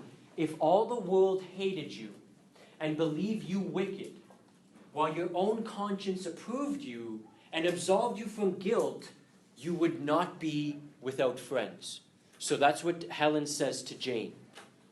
If you did something and everybody told you you were wrong, but you had the feeling, Jamie, that you were right, Helen says that is enough. That is enough. You will be able to be satisfied and you can live a happy life because you are living essentially a dignified life. And that's key. Oh, I got a couple for you, miss. There we go. This novel is about living the dignified life. It goes back, Emily, you mentioned the thing of convenience, and that's it. This is what Helen is speaking out against. It's easy to do things out of convenience. It's easy to live out of conventions. Follow the conventions of society. Those are the spoken rules of society and the unspoken rules of society. If you do that, you will live a more comfortable life. You will have advantages to that. You will never have to get into certain types of issues or problems. You're not the one who's standing up against everybody else. So it makes things easy, and society, even better for you, society will say you're doing everything right, and that makes you a moral person. And believe it or not, at that particular time, that's what they felt. You follow the codes and the conventions and the customs. It's almost like if Scout follows, what's her name, Aunt Alexandra's advice. Oh, wear a dress, right? Act like a lady. If Scout does that, how's Aunt Alexandra going to view her? What a wonderful child. She will not just look on the surface level of things. She will actually say that reflects Scout's character. Scout is a good girl, right? She is moral because she follows those codes. That would have been the reflection here of the woman. Okay? So Helen's saying it's not about conventionality. That does not equal morality. It more matters in terms of you have your conscience, and let that be your anchor to guide you in absolutely everything. And I think, again, if we all followed that lesson in Jane Eyre, well, it would be a little bit better place than it is right now. But it's not. We act out of convenience, we act out of self-interest, and those types of things. Now, Jane says this later on. So she goes, no, I know I should think well of myself, but that is not enough, she says. It's not enough. Just to have my conscience there and me to think that I did right does not make me satisfied. If others don't love me, I would rather die than live. I cannot bear to be solitary and hated. Is she right? No. She says it's not enough to just have my conscience. I need relations with others. I need to have the approval of others. Is she right? I don't know. It's complicated in this. Okay, I'll give you my theory on it, but Alyssa, you bring out yours. Oh no, I was just saying like that's kind of how like you know how she was talking about like how Helen was on the stone. She was like, oh, I can never do that. But when she was put into that situation, she could do it. Yes. It's kind of like that. Like if she's put into the situation where she followed her like what she believed in, then you like it would maybe contradict what she's saying now. Yeah. This is the question of the novel, and there's going to be many interpretations to this. You know the scene where Rochester, she says no to Rochester. You guys remember that? So he's Mary, don't go. He says, don't go. If you go, I can't live anymore, and everything like that. And despite all of his protestations, she says, no. I will not. I cannot stay with you. It doesn't strike her. Conscience doesn't feel right, and she leaves. My take on it: when she leaves, remember she said, "I cannot live without any relation. I cannot live. I have to live with others if they don't love me." All that business. What does she do there? She leaves, and she is solitary. She is all by herself. At that particular point, when she becomes a beggar, she is by herself, solitary, and all she has there is her conscience, right? She followed her conscience. She's now alone. She does live out that life. And you know what? The novel could actually end there. If it ends there, and Jane ends up a beggar at the end, and maybe she dies, if she dies there, she does die the dignified life. And she can endure it. She is enduring it. She will be satisfied with who she is and what she is. Why I think the novel continues. And then we see, again, Rochester's back and everything like that. Continues to map out Rochester's progression, which I'll get to. But I think it also continues for this. Charlotte Bronte is saying that is enough. You can live the solitary life, mastering your desire, sticking your foot to reason. But relationships are not necessarily wrong. So she's trying, when she gives you the second part of the book, or the second Rochester meeting and the end of the book, she's saying those passions that we have, those desires that we have, the need for a union and the need for a relationship is not bad. It's acceptable. So she's just adding to it. That's just an added factor. But technically, the book could end and the main message of the dignified life could end there. Okay? And you will see that then through St. John. St. John calls for the solitary life. And actually, I would say St. John, oddly, is related to the guy St. Paul. And St. Paul lived the life of, I'm going to be on my own. The celibate life is the way to go. St. John is kind of like that. And St. John is a good character. And St. Paul is obviously a great man. But St. Paul then did recognize, he said, that's the life for me. And that works for me. But he did not exclude the fact of, no, entering into marriage, and so on and so forth. So that's kind of my take on it. So she adds that to say, no, marriage is okay. It's why we get married might be a bit of an issue, right? Don't marry for class as much as you should marry for love and all that business. And then we're all going to sing a song and hold hands. Okay, did that make sense to you guys? I would say definitely that's a quote that you would want to find working in your essay. If you have to be choosy, don't leave that one out. 85. Oh my God, I'm only 100 pages. I'm not even 100 pages yet. I missed yesterday. I'll be quick with this one. So Jane learns the lesson from Helen Burns. Why doesn't the novel end after 60 pages? Because we're not even close, because now she's been cooled. And then you guys will notice, what does she do after she meets Helen Burns? Shortly after, we have her story of, there's a lapse in time. She becomes what? Where does she go? She becomes a teacher at the school. Okay? And this is the Jane of the cool Jane now. Okay? The mastering of desires Jane.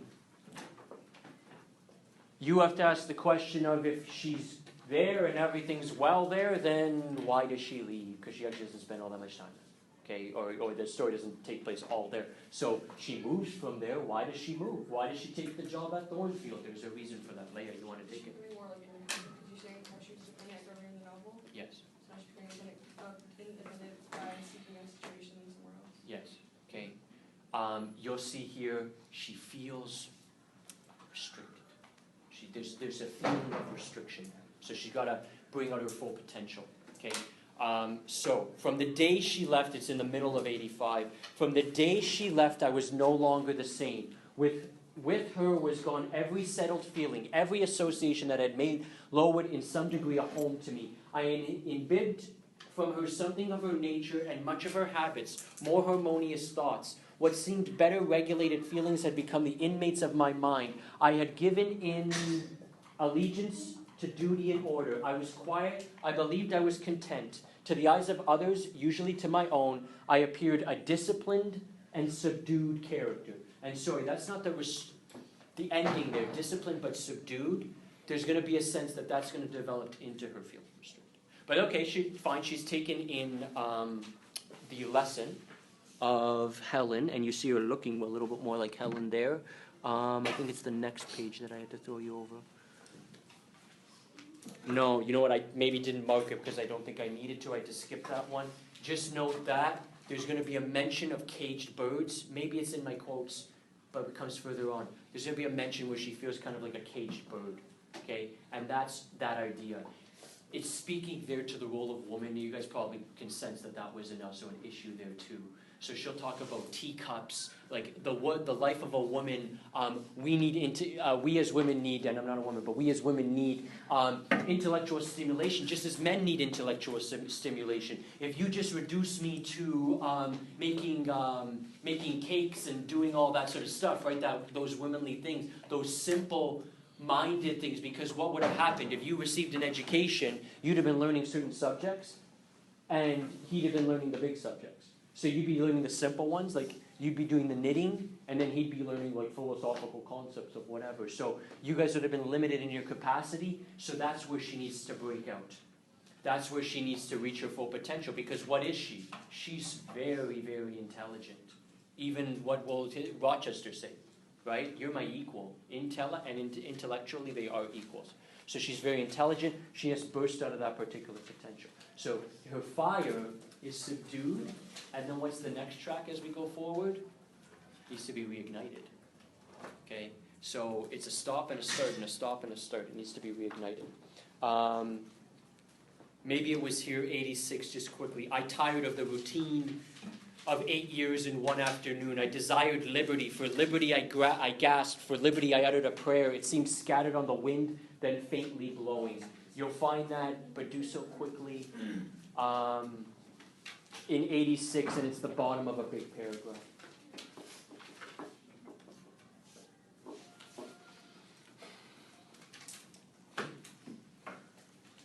(111) and 112.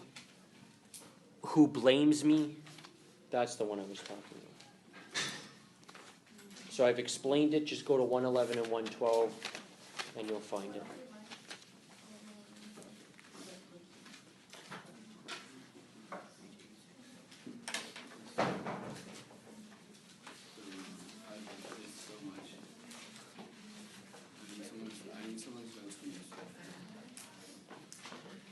You guys find it? Who blames me? 111. Mark it all the way to. It goes into the next paragraph. In silent revolt against their lot. That's just her talking about role of women, how I'm caged by it, need to break out. Okay? Only way she's going to break out is if she reattains a little bit of her fire. A little bit of her fire.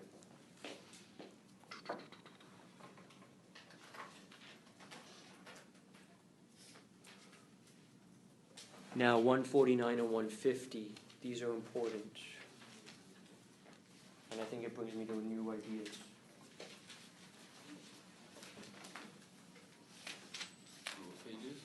There's going to be 149 to 150. And was Mr. Rochester now ugly in my eyes?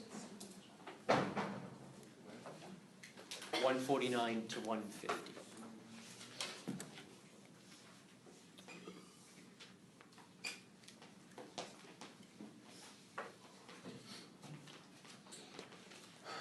Note how she views Rochester here.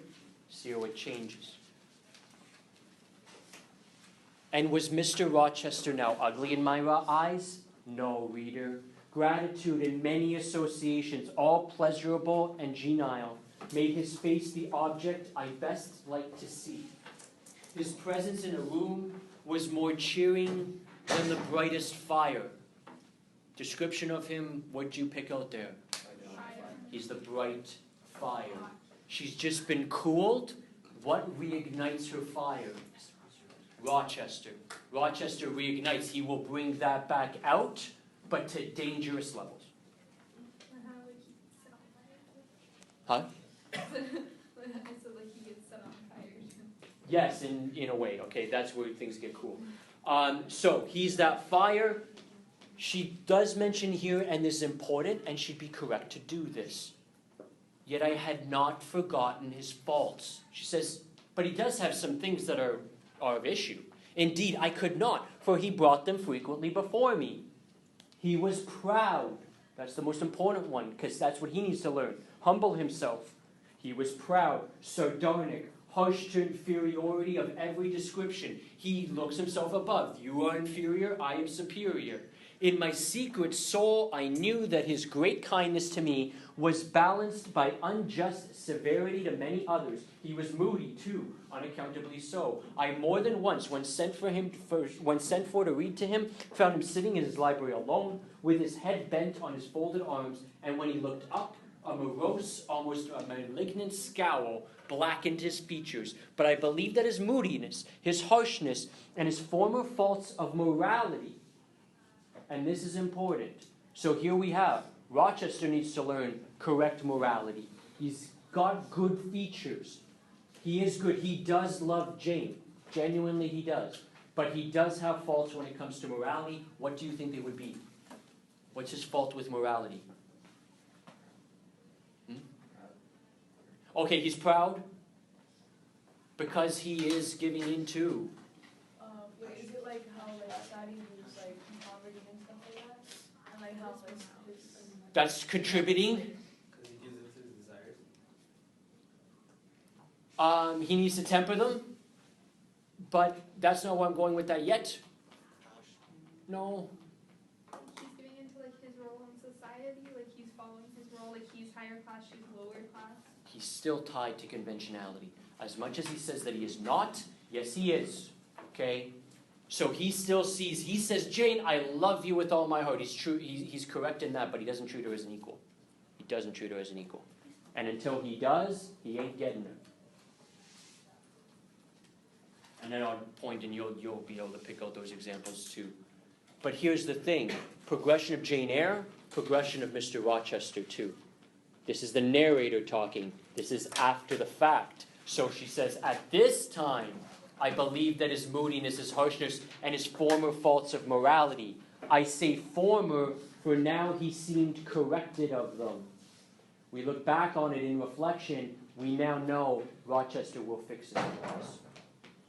Had their source in some cruel cross of fate. I believed he was naturally a man of better tendencies, higher principles, and purer tastes than such as circumstances had developed, education instilled, or destiny encouraged. I thought there were excellent materials in him, though for the present they hung together somewhat spoiled and tangled. I cannot deny that I grieved for his grief, whatever that was, and would have given much to assuage it. Okay? So that's huge, because I believe in the question, unless I've forgotten it completely, it wanted you to map out Jane Eyre, but does it also want you to map out Rochester?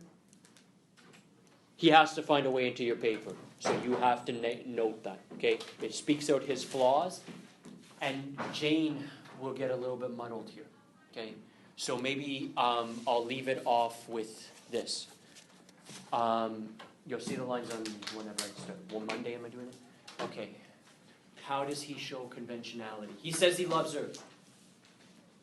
I might be inclined to believe her. You know, like it's very powerful, very strong. Ladies, you were like, oh, Rochester. I would say yes. Right? Where does he show the conventionality cropping up? He wants a marriage, or he's following the tradition. Marriage, not bad. It's a convention in the way that it's practiced. So marriage is not a bad thing. In spiritual terms, it's a very good thing. It's a bad thing when it becomes a convention in the sense that I marry based on class, where you are in the pecking order. Then you would say marriage becomes problematic. When you marry it on in terms of, again, there's that bond. If there's that bond and that idea of, oh, this is bringing us to a certain degree of truth, and, you know, I marry you and then we find truth together, we find God together, whatever it is, that would be good. Okay, so they have to marry for the right reasons. He genuinely loves her, I can tell you that. But the classes.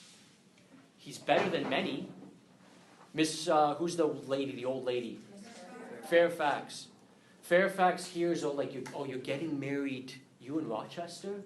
And she has a little bit of an issue with that. Now, she's a good person, but she is tied to codes and conventions. She's stuck in them. So she looks at it as like, this is problematic. Beware, beware, beware. He's willing to say, I'm marrying you anyway, despite the fact that people are going to look down upon this because I'm higher than you.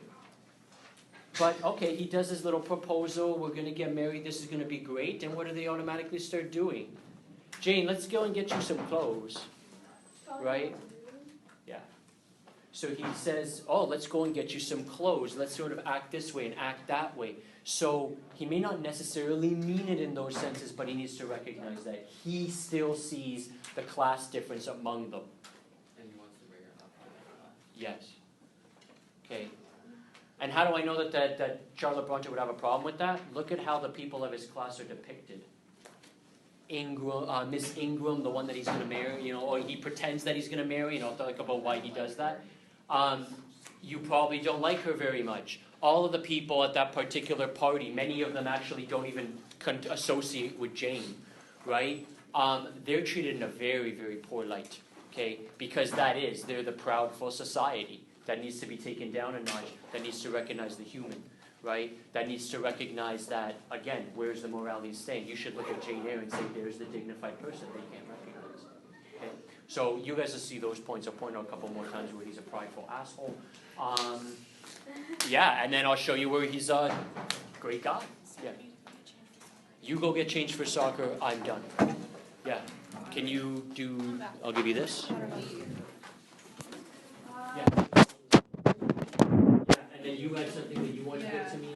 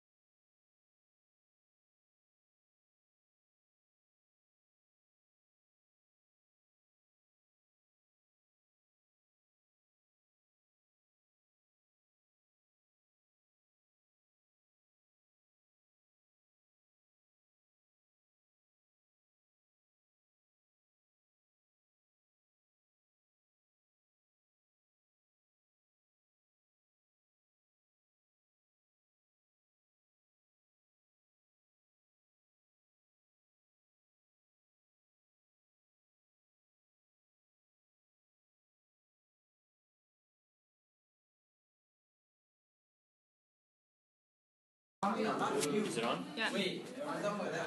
Okay, let's go. So 149, I read this passage to you already. I don't think I finished explaining it. It's a key one. It's one that you'll probably want to use.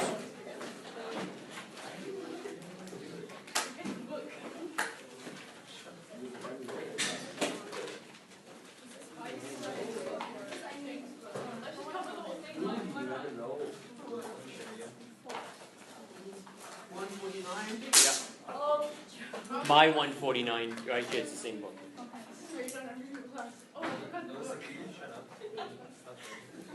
I have it this way.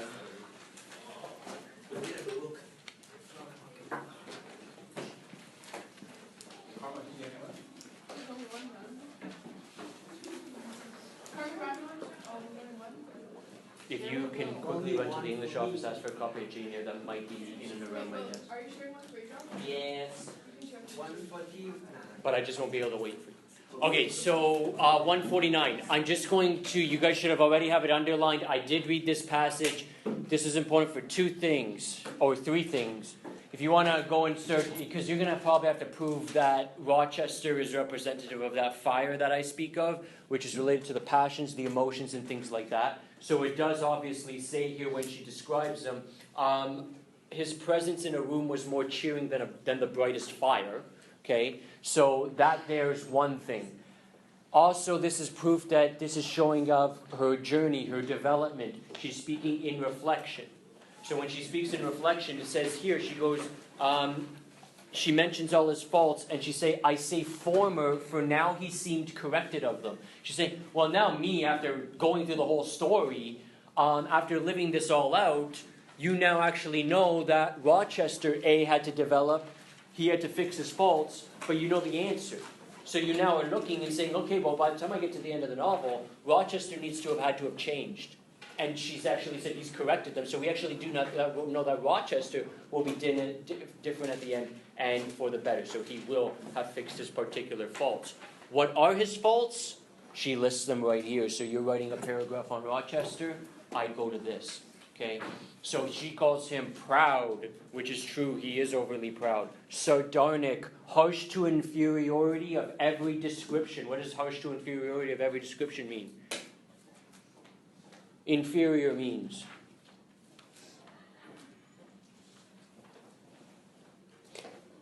We don't know what inferior means? Superior means. Better than. Yes, superior. If I am your superior, I am above you. Okay, and you're nodding, but it's true. Like right now, I'm your superior. You have to do exactly what it is that I say. You don't have a choice. Okay, but superior means that I am above you. Okay, he looks at those inferior, those who are of less standing than him, but he looks at them with a harshness.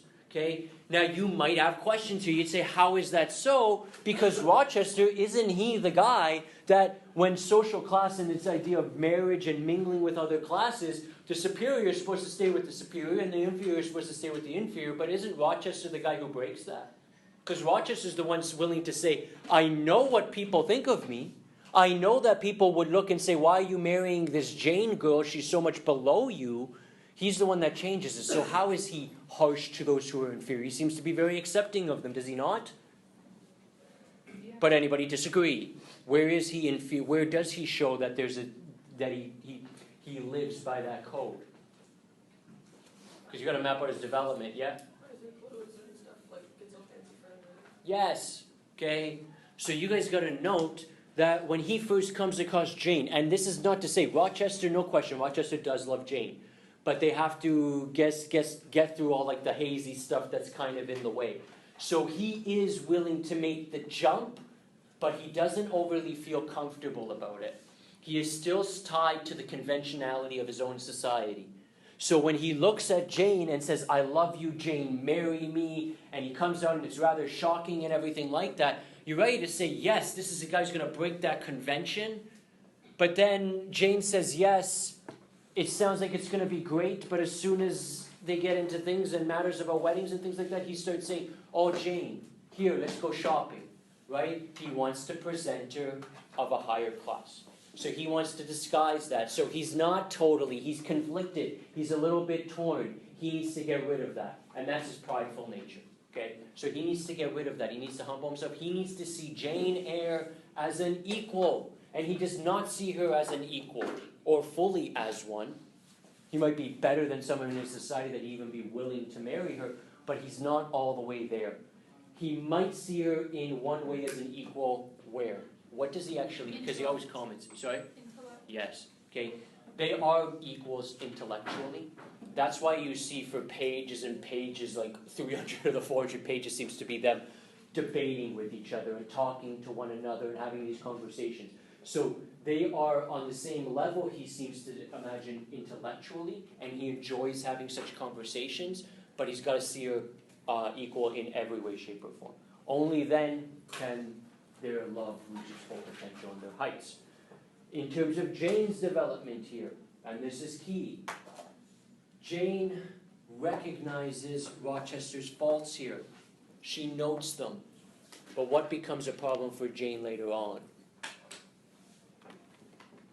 She notes his faults, he's proud, he's this, he's that. She goes on a whole paragraph, blackened his features, malignant scowl, all this, not painted in the greatest light as Rochester in this particular paragraph. That's good, she should recognize his faults.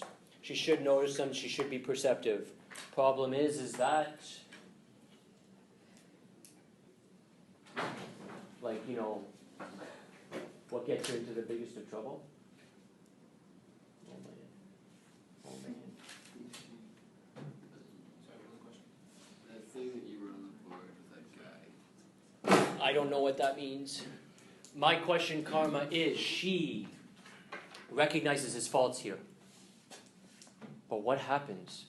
I mean, they continue to talk, they continue to get to know each other, and then, yes? Her desire goes over her rationality about him. I said that. And exactly, I don't listen to when you talk. That's exactly it, you said it perfectly. Her passions start to get in the way. So the fire is not bad, but it can be dangerous. It depends how you manage it. And you are right. The rest of the track of the novel, for the majority, is that she is going to get a little too close to that fire. The passions will be reignited, will be raged, but at dangerous levels. And the passions will over or intercede or overpower her intellect or her rationality. She sees things here rationally, but she loses sight. And then I'll tell you the consequence, but I think I got a customer. What do you want? Yeah, go for it. Take a look. You'll learn a little bit about Jane Eyre, but I'm not very smart, so not much. Jane Eyre. You guys are smarter than I am. Yeah, that's not right. Not a high bar. See, Will, I make fun of other people too, not just you. But you're the one I find most enjoyable. Thank you. No problem. Okay. This is going to lead to a problem because of the rest of the novel, as things get a little bit further along with Rochester, she begins to forget his faults. She begins not to see them so clearly anymore.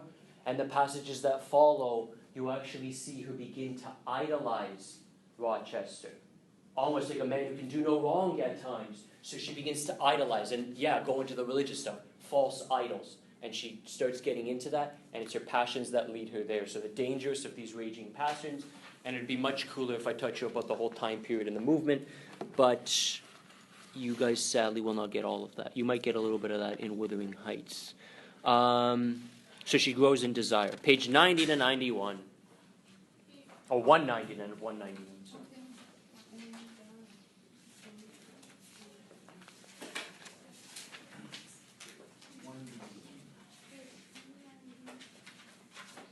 Okay, I gotta do about a page of reading to you guys here. You got it all there? Good. Some of you guys might have it already highlighted. I did that myself. Oh, did you? Yeah. I think you went through some of it, bro. We all know you. Please. I took the last one. We all know Rachel has that. I'm just playing.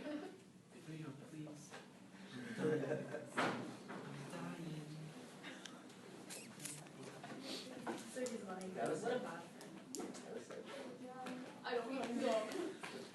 So match that. Match that passage, probably actually to this one. And this will be a tougher essay, the toughest essay that you guys write. This will be harder than your Chrysanthemums essay, because your Chrysanthemums essay is a short story. It's easy to flip between pages. Here you have more passages than even that, okay? And you got to know how to orchestrate them. Also, you may not have as much where, again, I kind of, okay, do this paragraph, then this paragraph, then this paragraph. I'll try as much as I can, but we won't have that whole period to just sort of say, map this out. So this is where you guys got to start thinking about not only understanding the information, but now organizing it in your head as to when I'm going to develop this, okay? It's not going to be easy. Okay, so listen in. You might find certain points that I may not bring up. Whole page of imagery, you might note something, and Rajon, you were an example of that with the water when she points out the fire. So do those types of things. I have not yet said anything condemnatory of Mr. Rochester's project of marrying for interest and connections. Condemnatory, I haven't condemned him. I haven't listed any problems with him. So already there's the change. She saw the faults. Now she says, well, I haven't really mentioned anything that he's done wrong. So you see the change there. And what's the subject that she's speaking of him? Marrying for interest and connections. That's the purpose, or that's what the purpose of marriage starts becoming in this society. I'm marrying you because you're rich. And then you're going to make me more superior in society, or highly valued, or highly looked upon. Okay? And even those types of things make you actually, even people will perceive you as more moral or more dignified, and so on and so forth. So that was the track of it. Obviously, Jane is not for that. Jane is against that. Okay? But she says, I have not said anything ill of Mr. Rochester in that, because she's starting to believe that, okay, maybe he's marrying me out of love. It surprised me when I first discovered that such was his intention. I had thought him a man unlikely to be influenced by motives so commonplace in his choice of a wife, but the longer I considered the position, education of the parties, the less I felt justified in judging and blaming either him or Miss Ingram for acting in conformity, and underline this part, to ideas and principles instilled in them, doubtless from their childhood. So she looks and says, I was a little bit surprised to find out that initially Rochester is a person who looked at conventions and looked to marry out of connections or out of interest and to get higher up in society. So she initially says, I was a bit surprised by that, because I've spoken with him and he's such an intellect and we seem to be on the same page, so I'm surprised that he would have conformed. He doesn't seem like a man who would conform to things just because his society tells him so. Is she blaming him? No. What is she doing instead? Yes. But she doesn't lay the blame on him here. She goes and she says, he must have a reason for it though. I can't go and lay the judgment. He must have a particular reason. So I'm not going to judge him. He's not at fault. It's society's fault, because these are the things that were instilled in him and in Miss Ingram. If you can't remember who Miss Ingram is, she is the woman that Jane thinks Rochester's going to marry. And Jane, even there, she sees the whole conformity. Everybody would say, hey, Rochester, you're marrying Miss Ingram? Perfect match, that's great. You guys have the same standing, right? Whereas Jane's not. So she's saying, yeah, they have those ideas in their head. That's the way that they were kind of raised, and so on and so forth. So she's accepting of that. All their class held these principles. I suppose, then, they had reasons for holding them, such as I could not fathom. It seemed to me that were I a gentleman like him, I would take to my bosom only such a wife as I could love. So if I were him, I would marry out of love and only love. But the very obviousness of the advantages to the husband's own happiness offered by this plan convinced me that there must be arguments against its general adoption, of which I was quite ignorant. Otherwise, I felt sure all the world would act as I wished to act. Now she turns it back on herself, and she actually starts looking and saying her perspective. Not sure why, they think the way that they do, but maybe if I were raised in that society, I would think the same. And for all of those people that are thinking it, and the high-class society to be thinking such things, maybe there's a reason for it. So she actually begins doubting her own perspective. So she'll rather lay blame on herself, call herself ignorant, than now at this particular point lay blame on Rochester. Does everybody follow that? So that's the difference there in the passages. And then, I mean, as perfect proof. The next paragraph, the second line, I'd use it. I was forgetting all his faults. Okay, that matches up. Okay, on 1:9, still 1:9.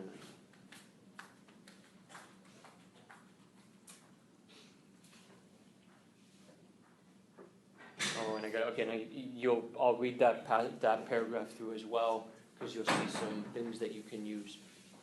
In other points as well as this, I was growing very lenient to my master, to Mr. Rochester. I was forgetting all of his faults, for which I had once kept a sharp lookout, as she did pages before. She kept a sharp lookout, here she doesn't. It had formerly been my endeavor, my job, to study all sides of his character, to take the good, the bad with the good, and from the just weighing of both, to form an equitable judgment. Now I saw no bad in Rochester. The sarcasm that had repelled, the harshness that had startled me once, were only like keen condiments in a choice dish. Their presence was pungent, but their absence would be felt as comparatively insipid. And as for the vague something, was it sinister or sorrowful, a designing or desponding expression that opened up the careful observer now and then in his eye, and closed again before one could fathom the strange depth partially disclosed, that something which used to make me fear and shrink, as if I had been wandering amongst volcanic-looking hills, and had suddenly felt the ground quiver and seen it gape, that something I, at intervals, beheld still, with a throbbing heart but not with pulsate nerves. Instead of wishing to shun, I longed only to dare to divine it. And I thought Miss Ingram happy because one day she might look into the abyss at her leisure, exploring its secrets and analyzing their nature. So again, that's where I'd go. And she said, all those faults that I thought of him, that he was like despondent and he had that malignant scowl and sometimes he could be rude or all of that. She starts looking and saying, no, he's like something to get used to. Right? He's like an acquired taste. Now I don't want to do without those things either, right? So the bad becomes good, and now everything for her is good in Rochester. And that, of course, is a mistake. The man does have faults that he needs to correct. So at this point, she's not looking good. But then what is Rochester's role in this? Because remember, when she goes to the school, when she first meets Rochester, and it takes a little while for him to get her going, her nature was cold. She went from hot to cold, from passions to intellect and to rationality. She wasn't content, though. So when she's at the school, she's not fully content. I haven't reached my full potential. I haven't explored the depths of who it is that I am. So she decides to move from the school and take up a job where she might gain a particular challenge and reach her full potential. She says, I'm going to go to Thornfield. That's where she meets Rochester. And Rochester's purpose at this particular point in the novel is to reignite her. Okay, so he's got to reignite the fire, and she's got to bring out that side. She cannot shun it. She cannot keep it completely at bay and completely cooled. Okay, maybe Helen Burns can, but that's not Jane. Okay, I think I gave you quite a bit there. 199.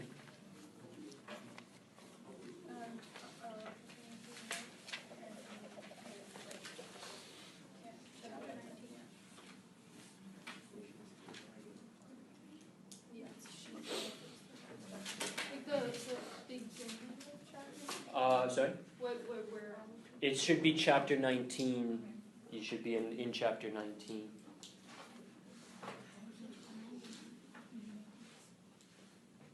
It's just more cold versus fire. Okay? Cold versus fire business. He's pretending, he's pretending to be kind of like a gypsy, tell your future type of stuff. There's disguises and stuff. The old crone nickered a laugh under her bonnet and bandage. She then drew out a short black pipe and lighting it began to smoke. Having indulged a while in this sedative, she raised her bent body, took the pipe from her lips, and while gazing steadily at the fire, said very deliberately, "You are cold, you are sick, and you are silly." "Prove it," I rejoined.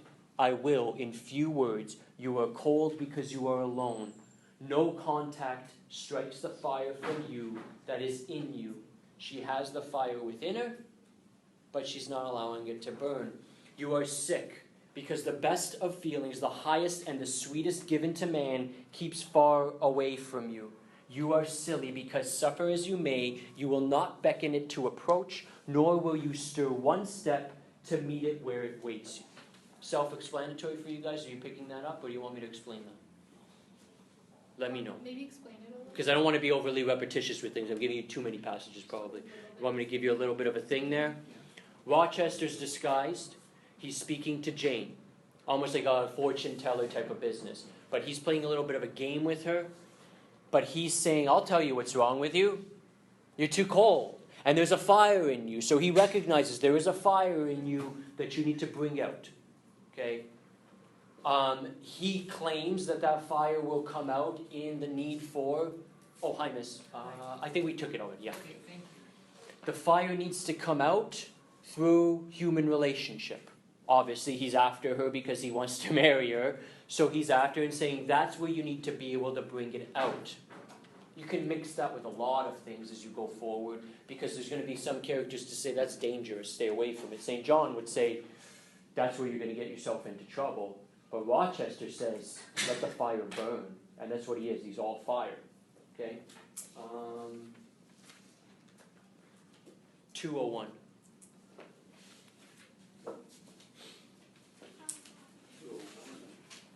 So I don't know if you all understand this. I need to tell you more of Plato, but note it. Maybe I won't spend too much time. At the top of 201, and I'll read 200, but into 201 where you underline.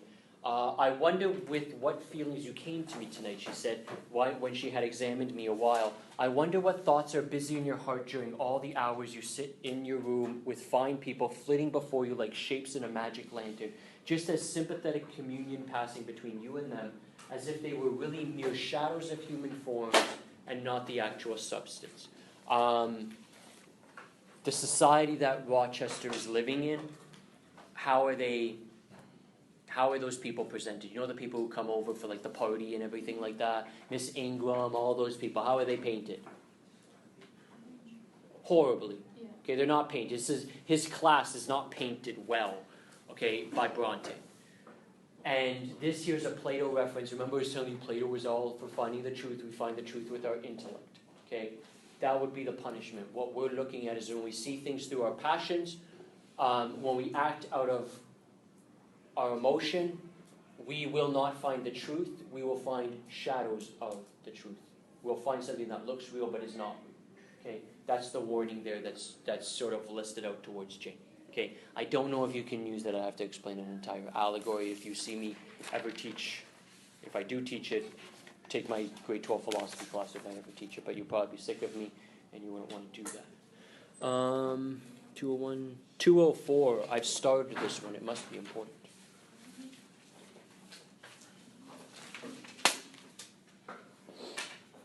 I see no enemy to a fortunate issue.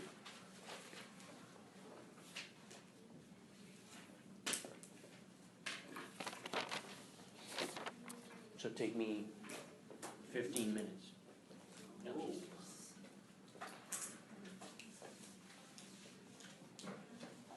I see no enemy to a fortunate issue. I see no enemy to a fortunate issue but in the brow. And that brow professes to say, I can live alone. Now note, Jane is saying here, temper, manage myself, I can live alone. She does live alone later on. If self-respect and circumstances require me to do so, I need not sell my soul to buy bliss. I have an inward treasure born with me, which can keep me alive if all extraneous delights should be withheld or offered only at a price I cannot afford to give. The forehead declares. The forehead is the intellect. That's where it resides. Reason sits firm and holds the reins, and she will not let the feelings burst away and hurry her to wild chasms. The passions, those are the emotions, may rage furiously, like true heathens as they are, and the desires may imagine all sorts of vain things, but judgment shall still have the last word in every argument and the casting vote in every decision. Strong wind, underline strong wind, I'll explain it. Earthquake, shock, and fire may pass by, but I shall follow the guiding of that still small voice which interprets the dictates of conscience. That is the whole idea of, and the message of the book. Reason, hold on to it like an anchor. That is your anchor. Things are going to come in the way of that, the storms and the stress. Those are the passions. But if you hold true to what your conscience tells you, and if your conscience is guided by reason, those things will be passing through. So the concept comes in, bless you. Thank you. The concept comes in, I will talk a little bit about the time period. This is also very, very important for Wuthering Heights. So when you read Wuthering Heights, you will see common references to like storms and winds and things like that. This is the Romantic period, as I told you. Doesn't mean that it's about, just romance and like two people fall in love. That's not what the movement is talking about. What the idea was Plato was all about rationality, saying the passions are bad. The Romantic period and the authors at that time, so you're talking about this is the 1800s, okay? In the 1800s, the movement becomes where they say, we respect Plato for what he says, and what many people came before said, about reason, and that being our guiding force. But they said, the Romantics said, we're changing things up. And they said, we want to find that same truth that Plato was looking for, but we haven't done it through the intellect all of these centuries. We haven't come to the core of it. What we need to do is now let's search for the truth through the passions. So they will say, like a Rochester, give in entirely to that. Explore the depths of what your passions and your feelings and your emotional side. See what truth that will bring you. And what they do is you will see all of the poets. I will talk about them extensively in grade 12 if you ever do Frankenstein with me. But there's a very famous poet, one of the most famous poets ever, named Percy Shelley. There's a guy, William Wordsworth. There is a guy, Samuel Taylor Coleridge. There's a group of these poets who, when you read their writing, it is extremely, extremely intense and passionate. I mean, actually, just open the pages of Frankenstein. Okay, and you will see like, holy crap, this is powerful and intense. Wuthering Heights will read that for you, because it's dealing with that same idea. Rochester's passion that comes out, it is. I mean, Jane, if you do not marry me, I will die. Like, I will die. I will be that raging storm will sweep me up and kill me. I mean, that's intense. That's the writings of the Romantics, where they're basically saying, let's see where we can go with this. They're looking at the external, they're looking and seeing what's outside of them. So commonly, I mean, what will typical poetry be of? It's about nature, but again, it's about the storm, right? It's about being out on the moors, like in Wuthering Heights. I mean, you get a certain Gothic type of a sense to it, right? This is, again, going to the far reaches of the mind and untapping its particular potential. So that's the route that they're particularly going here. What is Bronte saying about that? She's reacting against her time. Bronte's coming and seeing what these poets did. Appreciating that they produced some of the best poetry and the best writing that has ever been produced. The Romantics might actually be my favorite period, but that's just personally speaking. She's looking and saying, I see what a Coleridge did, I see what a Wordsworth did, and I see what all of these people did. But then I also look and I see what they did in their lives. Do you know what happened to many of these poets and authors? They died, and they died young, okay? And they died, you'll have a guy like Samuel Taylor Coleridge. This is a guy who said, I want to find the truth. So what did he enter into? He actually entered into a lot of drug abuse, right, and things like that. So he took a lot of opium. And what he was doing there was he's saying, my mind is doing these like crazy and special things, like I'm seeing things, right? But what he felt that he was actually doing was he was tapping into a particular part of the mind, right? Going really well deep into it and expressing what he found there, right? And again, it was intense, it was passionate, and it led to a lot of truth. So she's looking and saying, yeah, he reached unheard of heights. He's gone beyond what a typical ordinary human being can do, but he also destroyed himself doing it. And he does. I mean, he lives a very difficult life and he dies very, very young. Okay? And then you track out that whole circle, most of them die very young in very horrific fashions and leading very difficult lives. So she's looking at her time period and saying, I appreciate many aspects, but it has to be tempered. It has to be managed. Those poets were not able to manage it. For them, it became an obsessive quest to find the truth, and anything obsessive or extreme is unhealthy. So she says, match that. Match that with temperance. So you can't. You always have to have reason there being the guide, and then you can explore perhaps passions and emotions, but through the guide of reason. Because when you're thinking rationally, you're not going mad. And what she's saying is to give in completely and entirely to that aspect of yourself of emotions and passions is actually a path to madness. That's why when you move, and maybe I can skip over pretty quickly here, that's what Bertha Mason is. Bertha Mason is the madness that results from giving in entirely into the passions. What does Bertha do? She meets Rochester. And what happens? She goes nuts because she got a little bit too close to the fire in many ways. Now that's very debatable. Bertha's complicated, but that's typically the most common interpretation of her. Okay? So Jane here is giving us what we need. If she sticks to reason, she won't become like Bertha. But many have argued, and I don't know if I'm going to stretch it this far, but you guys can. Many have argued that if Jane does give in, and she starts, she's idolizing and all that sort of stuff, if she gives in, if she forgets the faults, she is led by her desires, she will end up like a Bertha. Perhaps she will lead herself to complete madness. If you want to support that, you go to the lines and you find those intense moments where Jane speaks, right? And there are going to be passages filled with it, right? Where she speaks in many times like Rochester, right? Like, oh my God, I cannot bear being without him, right? Or for us to be separated. So watch for that, okay? If you would approve that. And you'll probably see, I'm sure I'll stick to it at certain points. Did anybody have questions about that? You good? It didn't take me 15 minutes, I think. Okay, but start for a reason. That one's important. Okay, we're getting there, people. 234, I'm not drawing you towards, just note that on 234, I just have it says, visits Mrs. Reed.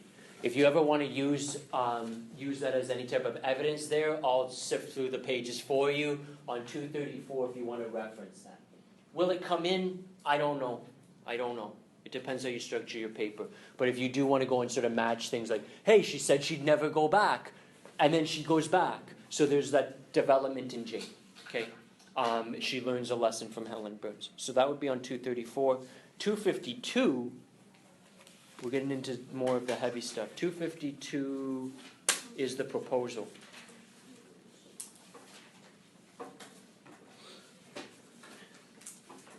Oh my God, I still haven't talked about Rochester though, so. 252 is very simple.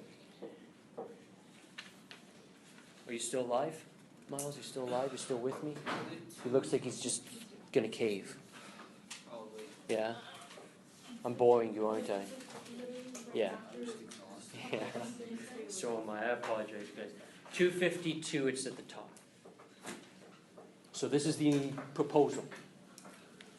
I walked a while on the pavement, but a subtle, well-known scent, that of a cigar, stole from some window. I saw the library casement open a handbreadth. I knew I might be watched thence, so I went apart into the orchard. No nook in the grounds more sheltered and more underlying Eden-like. It was full of trees, it bloomed with flowers, a very high wall shut it out from the court, on one side, on the other. A beech avenue screened it from the lawn. At the bottom was a sunk fence, its sole separation from lonely fields, a winding walk bordered with laurels and terminating in a giant horse chestnut. Circled at the base of a seat led down to the fence. Here one could wander unseen, while such honeydew fell, which is a good image, such silence reigned, such gloaming gathered. I felt as if I could haunt such shade forever. but in threading the flower and fruit parterres at the upper part of the enclosure, enticed there by the light the now rising moon casts on this more open quarter, my steps stayed, not by sound, not by sight, but once more by a warming fragrance. Okay, it really produces the question, should Jane marry him here? You guys got to give me opinions. It can't just be me barking at you. Should Jane marry him at this particular point?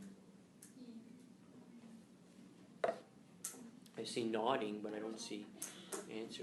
You guys are so boring today. You're really boring. No. I'm boring, but you're more boring. I mean, Yes? Why? Why? Why? she loves her. He loves her. It's like, you know, it's perfect. Well, like, it's not. You hold because I think you have the key. Because I think we talked. Maybe? I don't know. He hasn't changed yet. Okay, let them get it out more, because I might have given you a little more information. At this point in the novel, she fire at this point is there. It's getting reignited. She's all on board, doesn't see his faults, is being led there. The desire's building up and building up. But you guys, through your mumbling, I guess I can hear that. They both love each other. This is beyond the convention. The convention was we marry for status. There seems to be that there's a love involved, which Jane Eyre is saying that is what's needed. That's what we should actually marry for. So why the hell shouldn't they get married for those of that were nodding and saying no? Miles. Because she's leading by her passions, and he has not changed yet, therefore he still needs to learn his lessons and change into accepting the fact that she is not, and like looking at her as an equal. But right now he just loves her, but he doesn't really see her as an equal yet, which she needs, and she's not thinking quite clearly because she's using her passions and not her. Okay, everything that he said, you're adding. What do you got? Everything that he said. Oh, damn it. Okay. Yeah? Maybe because, because they're too passionate, like, they're overly passionate, and, like, if she married him, like, at this point, like, she'd kind of end up as, like, Roberta. That is the argument, okay? That she might well just end up being like a Bertha because she's being led by the wrong thing. Her emotions are leading her to him. She's not recognizing the fault. She's looking at this and saying, here's the proposal. And what's she comparing it to? This is paradise. This is perfect. This is everything. Goes back. You guys read the Chrysanthemums. We know there's always a serpent in the garden. And at this particular point in time, no, this is not the perfect thing. And then she's soon going to find out because, again, she's going to start noticing that, yeah, the guy's still prideful. I said, I don't want to change my clothes, right? I said, I don't want to act this particular way or act that particular way. I don't want to give in to those particular conventions that I don't believe in, but he wants me to do those things. So he is not, as Miles said, he is not in any way developed at this particular, he has, but he hasn't. Even look at the first instance with him. And maybe this will do a little talk on Rochester and his development. First time they meet, do you remember what they did, what happened, how they first met? Why he fell? Yes. And what did he do? He didn't tell her that he was... Yes, first off, what did she do or try to do? Help him. Help him. And she says, or he says, I don't need any help, right? He's actually a little bit crass, right? He's not entirely appreciative of what it was that she was doing there, okay? Well, you want to prove his development? How do things change at the end? It's her helping. Yes. And he accepts it. Perfect. At the end, he is in complete need of help. The man has been blinded. The man has been physically harmed, okay? The man has lost quite a bit. So we see that from beginning to end, but you got to go to where they got there. You got to map out, how did he get to that particular point? But at this time, no, he's the raging fire, and she's getting too close to the flames. And she's viewing it as is not seeing that right now, I am not looking at a humble, nice fire that warms me. I'm looking at a fire that's like a burning house. Note the reference there, okay? She should see a burning house, not a warm, comfortable fire, okay? A fire that she's going to get swept up by at this particular point. Karma, is that a hand or a stretch? Does that go back to how he's degraded? And then that kind of like shows his development, because as he's degraded, he needs help and stuff, and then Yes. Jane provides him the extent. Yes, this is not my phrasing, but this is probably if you were to go and start researching and doing all that business. I mean, I don't know how many things have been written on what's called this, and sorry for the fully alive reference here, so go back to like grade 7 and grade 8 when you picked up those books. What's happening is we will have the castration of Mr. Rochester. Do you know what a castration is? Please don't make me explain it. Oh, I know what it is. Okay. So like when you Yeah, you cut it like, it's for males, yeah, and something gets kind of chopped, okay? Oh. Theon Greyjoy. Theon Greyjoy, if you watch Game of Thrones, okay? Oh my God, that was just, okay, I'm not going to tell you, you didn't watch it yesterday. So, that's what's kind of happening to him. Not in a bad way, this is productive for him, this is good, okay? But he needs to be taken down a little bit of a notch, right? There's that, the male is associated with the fire. So he needs to take on, I guess, a little bit of the feminine-like qualities or so on and so forth. There is that, when you think of femininity, you think temperance. That's what he's kind of got to develop there. It's almost like he's too much charged with like his I don't even want to say macho-ness, but he's charged with too much of that testosterone, I guess you could say, right? So he needs to sort of be tempered, contained, or else he's going to destroy him and everything that's around him. So note that he always, we'll get towards it at the end, he is always referenced, and he even references himself to it, the chestnut tree. That's an important image. If I go and get my copy of Frankenstein out, you will see that there will actually be this very spooky tree that's kind of presented, and that's how I kind of view the chestnut tree that you're going to see. Okay? So he's that all-consuming. She will be all-consumed at this point in the novel. Problem is that she doesn't recognize it. She sees that it seems to be a certain type of paradise in this proposal. You are right. Love is there. That's definitely there, but it must be managed, contained. 256 and 257. Oh, I got a sticky here. You have a sticky? Do you remember why you made it? No, Somebody else made the thing? Well, you don't tell him. It says important. Well, if I say it was me, he's gonna ask how I know it's important. And I couldn't tell. This person highlighted like the worst highlighter ever. Can you even tell it's highlighted? Oh yeah, I know. Okay, I guess it's 256 and it'll go on to 257. I have highlights here too, but I don't, okay. Note the name. Where do they reside? In? Okay. Sound good? Yeah. Sounds terrible. It's a terrible name. Thornfield. So already you know that there's problems that exist. Okay? Note where they are. Note at the end where they end up. Okay? So try and think even the imagery there. The house that's described. When he's blinded and everything like that, note the description of that particular place at the end. And it's very different from Thornfield. Thornfield is stormy and windy and all of that sort of stuff that I speak of. I wish I could give you more lesson in the romantics, but we'll leave it at that. I grieve to leave Thornfield. I love Thornfield. I love it because I have lived in it a full and delightful life, momentarily at least. I've not been trampled on. I've not been petrified. I've not been buried with inferior minds and excluded from every glimpse of communication with what is bright and energetic and high. I've talked face to face with what I reverence, what I delight in, with an original, a vigorous, and expanded mind. I have known you, Mr. Rochester, and it strikes me with terror and anguish to feel I absolutely must be torn from you forever. This is the desires. This is what she'll get swept up by. This is what she will burn ablaze with. And you see the intensity. You see the necessity of departure. And is like looking on the necessity of death. You got a comment for me, Rachel? Isn't she like describing Bertha because like excluded from communication and like? Yes. Look at this guy. Get up here and teach it. Exactly. It does very much sound like Bertha.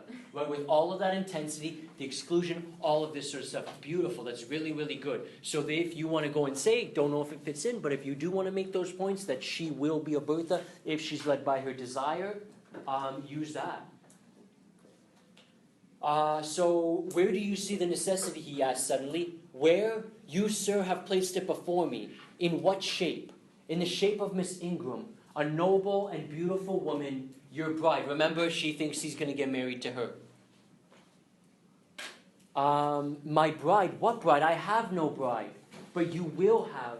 Yes, I will, he said his teeth. Then I must go. You have said it yourself. No, you must stay. I swear it, and the oath shall be kept. I tell you, I must go, I retorted, roused to something like passion.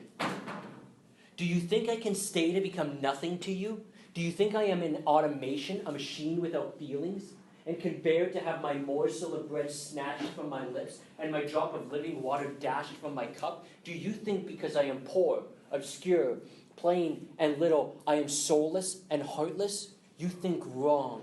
I have as much soul as you and full as much heart. And if God had gifted me with some beauty and much wealth, I should have made it as hard for you to leave me as it now is for me to leave you. I am not talking to you now through the medium of custom, conventionalities, or even mortal flesh. It is my spirit that addresses your spirit, just as if both had passed through the grave and we stood at God's feet, equal as we are. So you're seeing all the things come out in this passage. As we are, repeated Mr. Rochester, so he added, enclosing me in his arms, gathering me to his breast, pressing his lips on my lips, so Jane, yes, so sir, I rejoined, and yet not so, for you are a married man, or as good as a married man, and wed to one inferior to you, to one with whom you have no sympathy, whom I do not believe you truly love, for I have seen and heard you sneer at her. I would scorn such a union. Therefore, I am better than you. Let me go. Where, Jane? To Ireland? Yes, to Ireland. I have spoken my mind and can go anywhere now. Jane, be still. Don't struggle so like a wild, frantic bird that is rending its own plumage in its desperation. I'm no bird and no net ensnares me.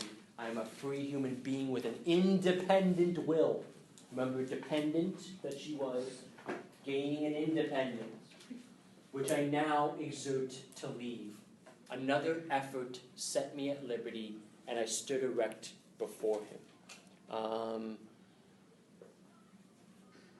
Should I hold? I'll read it, but just skip ahead. A waft of wind came sweeping down the laurel walk. A waft of wind came sweeping down the laurel walk and trembled through the botts of the chestnut. It wandered away to an indefinite distance, and it died.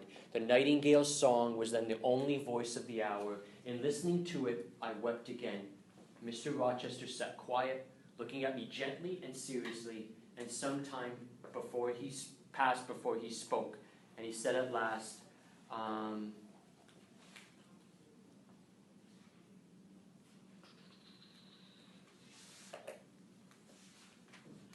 go over to 259 and then underline, I love as my own flesh. You strange, you almost unearthly thing, I love as my own flesh. You poor and obscure and small and plain as you are, I entreat you to accept me as a husband.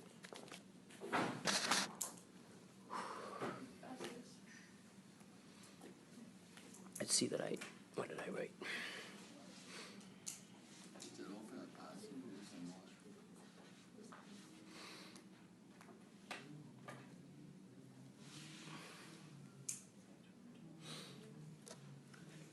What do you think there? You guys have lots. I'll say a couple of things. I brought out the details. You should unpack it. But what do you got for me there?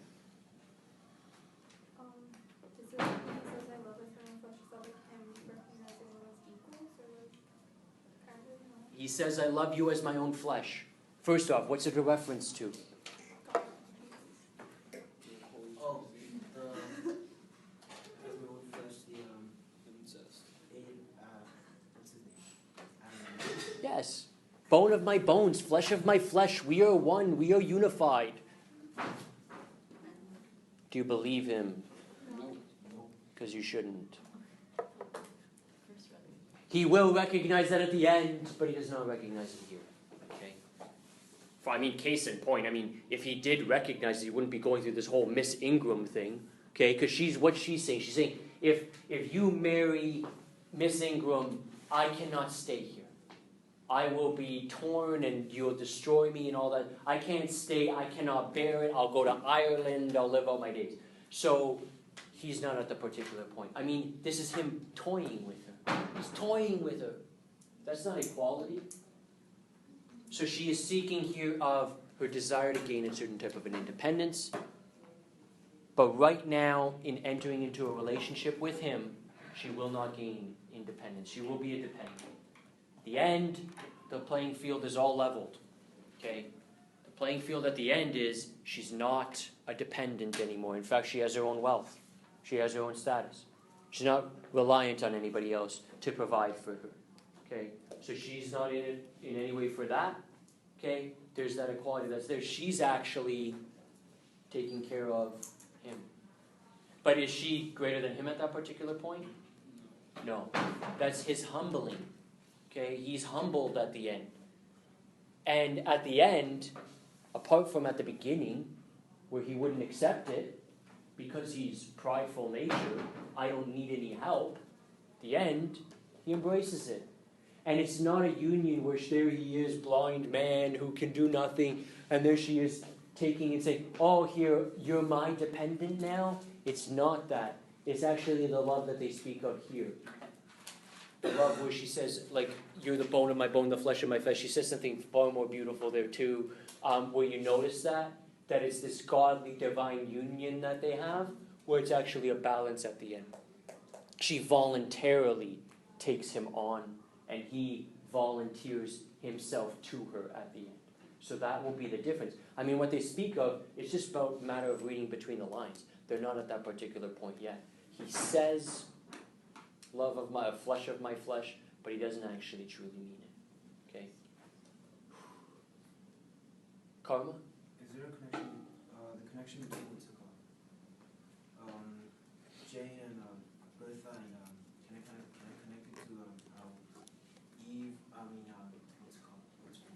Eliza is similar to Eve, but like she restrained from almost father's temptation, just like how Jane almost falls into the desires. Yeah, you can, right? There's the mastering there of those particular desires. This one complicates it a little bit more. You can make that related. In that sense, she manages, there's a resistance, okay? Not necessarily here, right? But in the track of the novel, yes. So when she says, I'm going and I leave, and she becomes the beggar, she should do that. She needs to do that. She's right in doing that, okay? But I guess that's where we'll leave off. We'll deal with that there next day. Tomorrow is the absolute last day that I can deal with this, and then we have to move. So I think I can knock it down, because I think I'm getting repetitive. Like I want to give you too many lines, and that's a fault of mine. Sorry? Yeah, Macbeth, then I would pick up Wednesday, Thursday, Friday. I hope that Macbeth is done on Friday. That's my intent. After that, and this, I don't know if I think I've mentioned to all of you guys. I think I mentioned to some of you guys in passing. Wuthering Heights, read it for me for Tuesday, not Friday. But you also have your presentations. Those things due on Tuesday as well. So Tuesday, Wuthering Heights, read it. Tuesday, Macbeth scene presentations, have them done. Are we gonna post that, like, Well, can you get rid of this for me? Still running, I'll let you do your thing.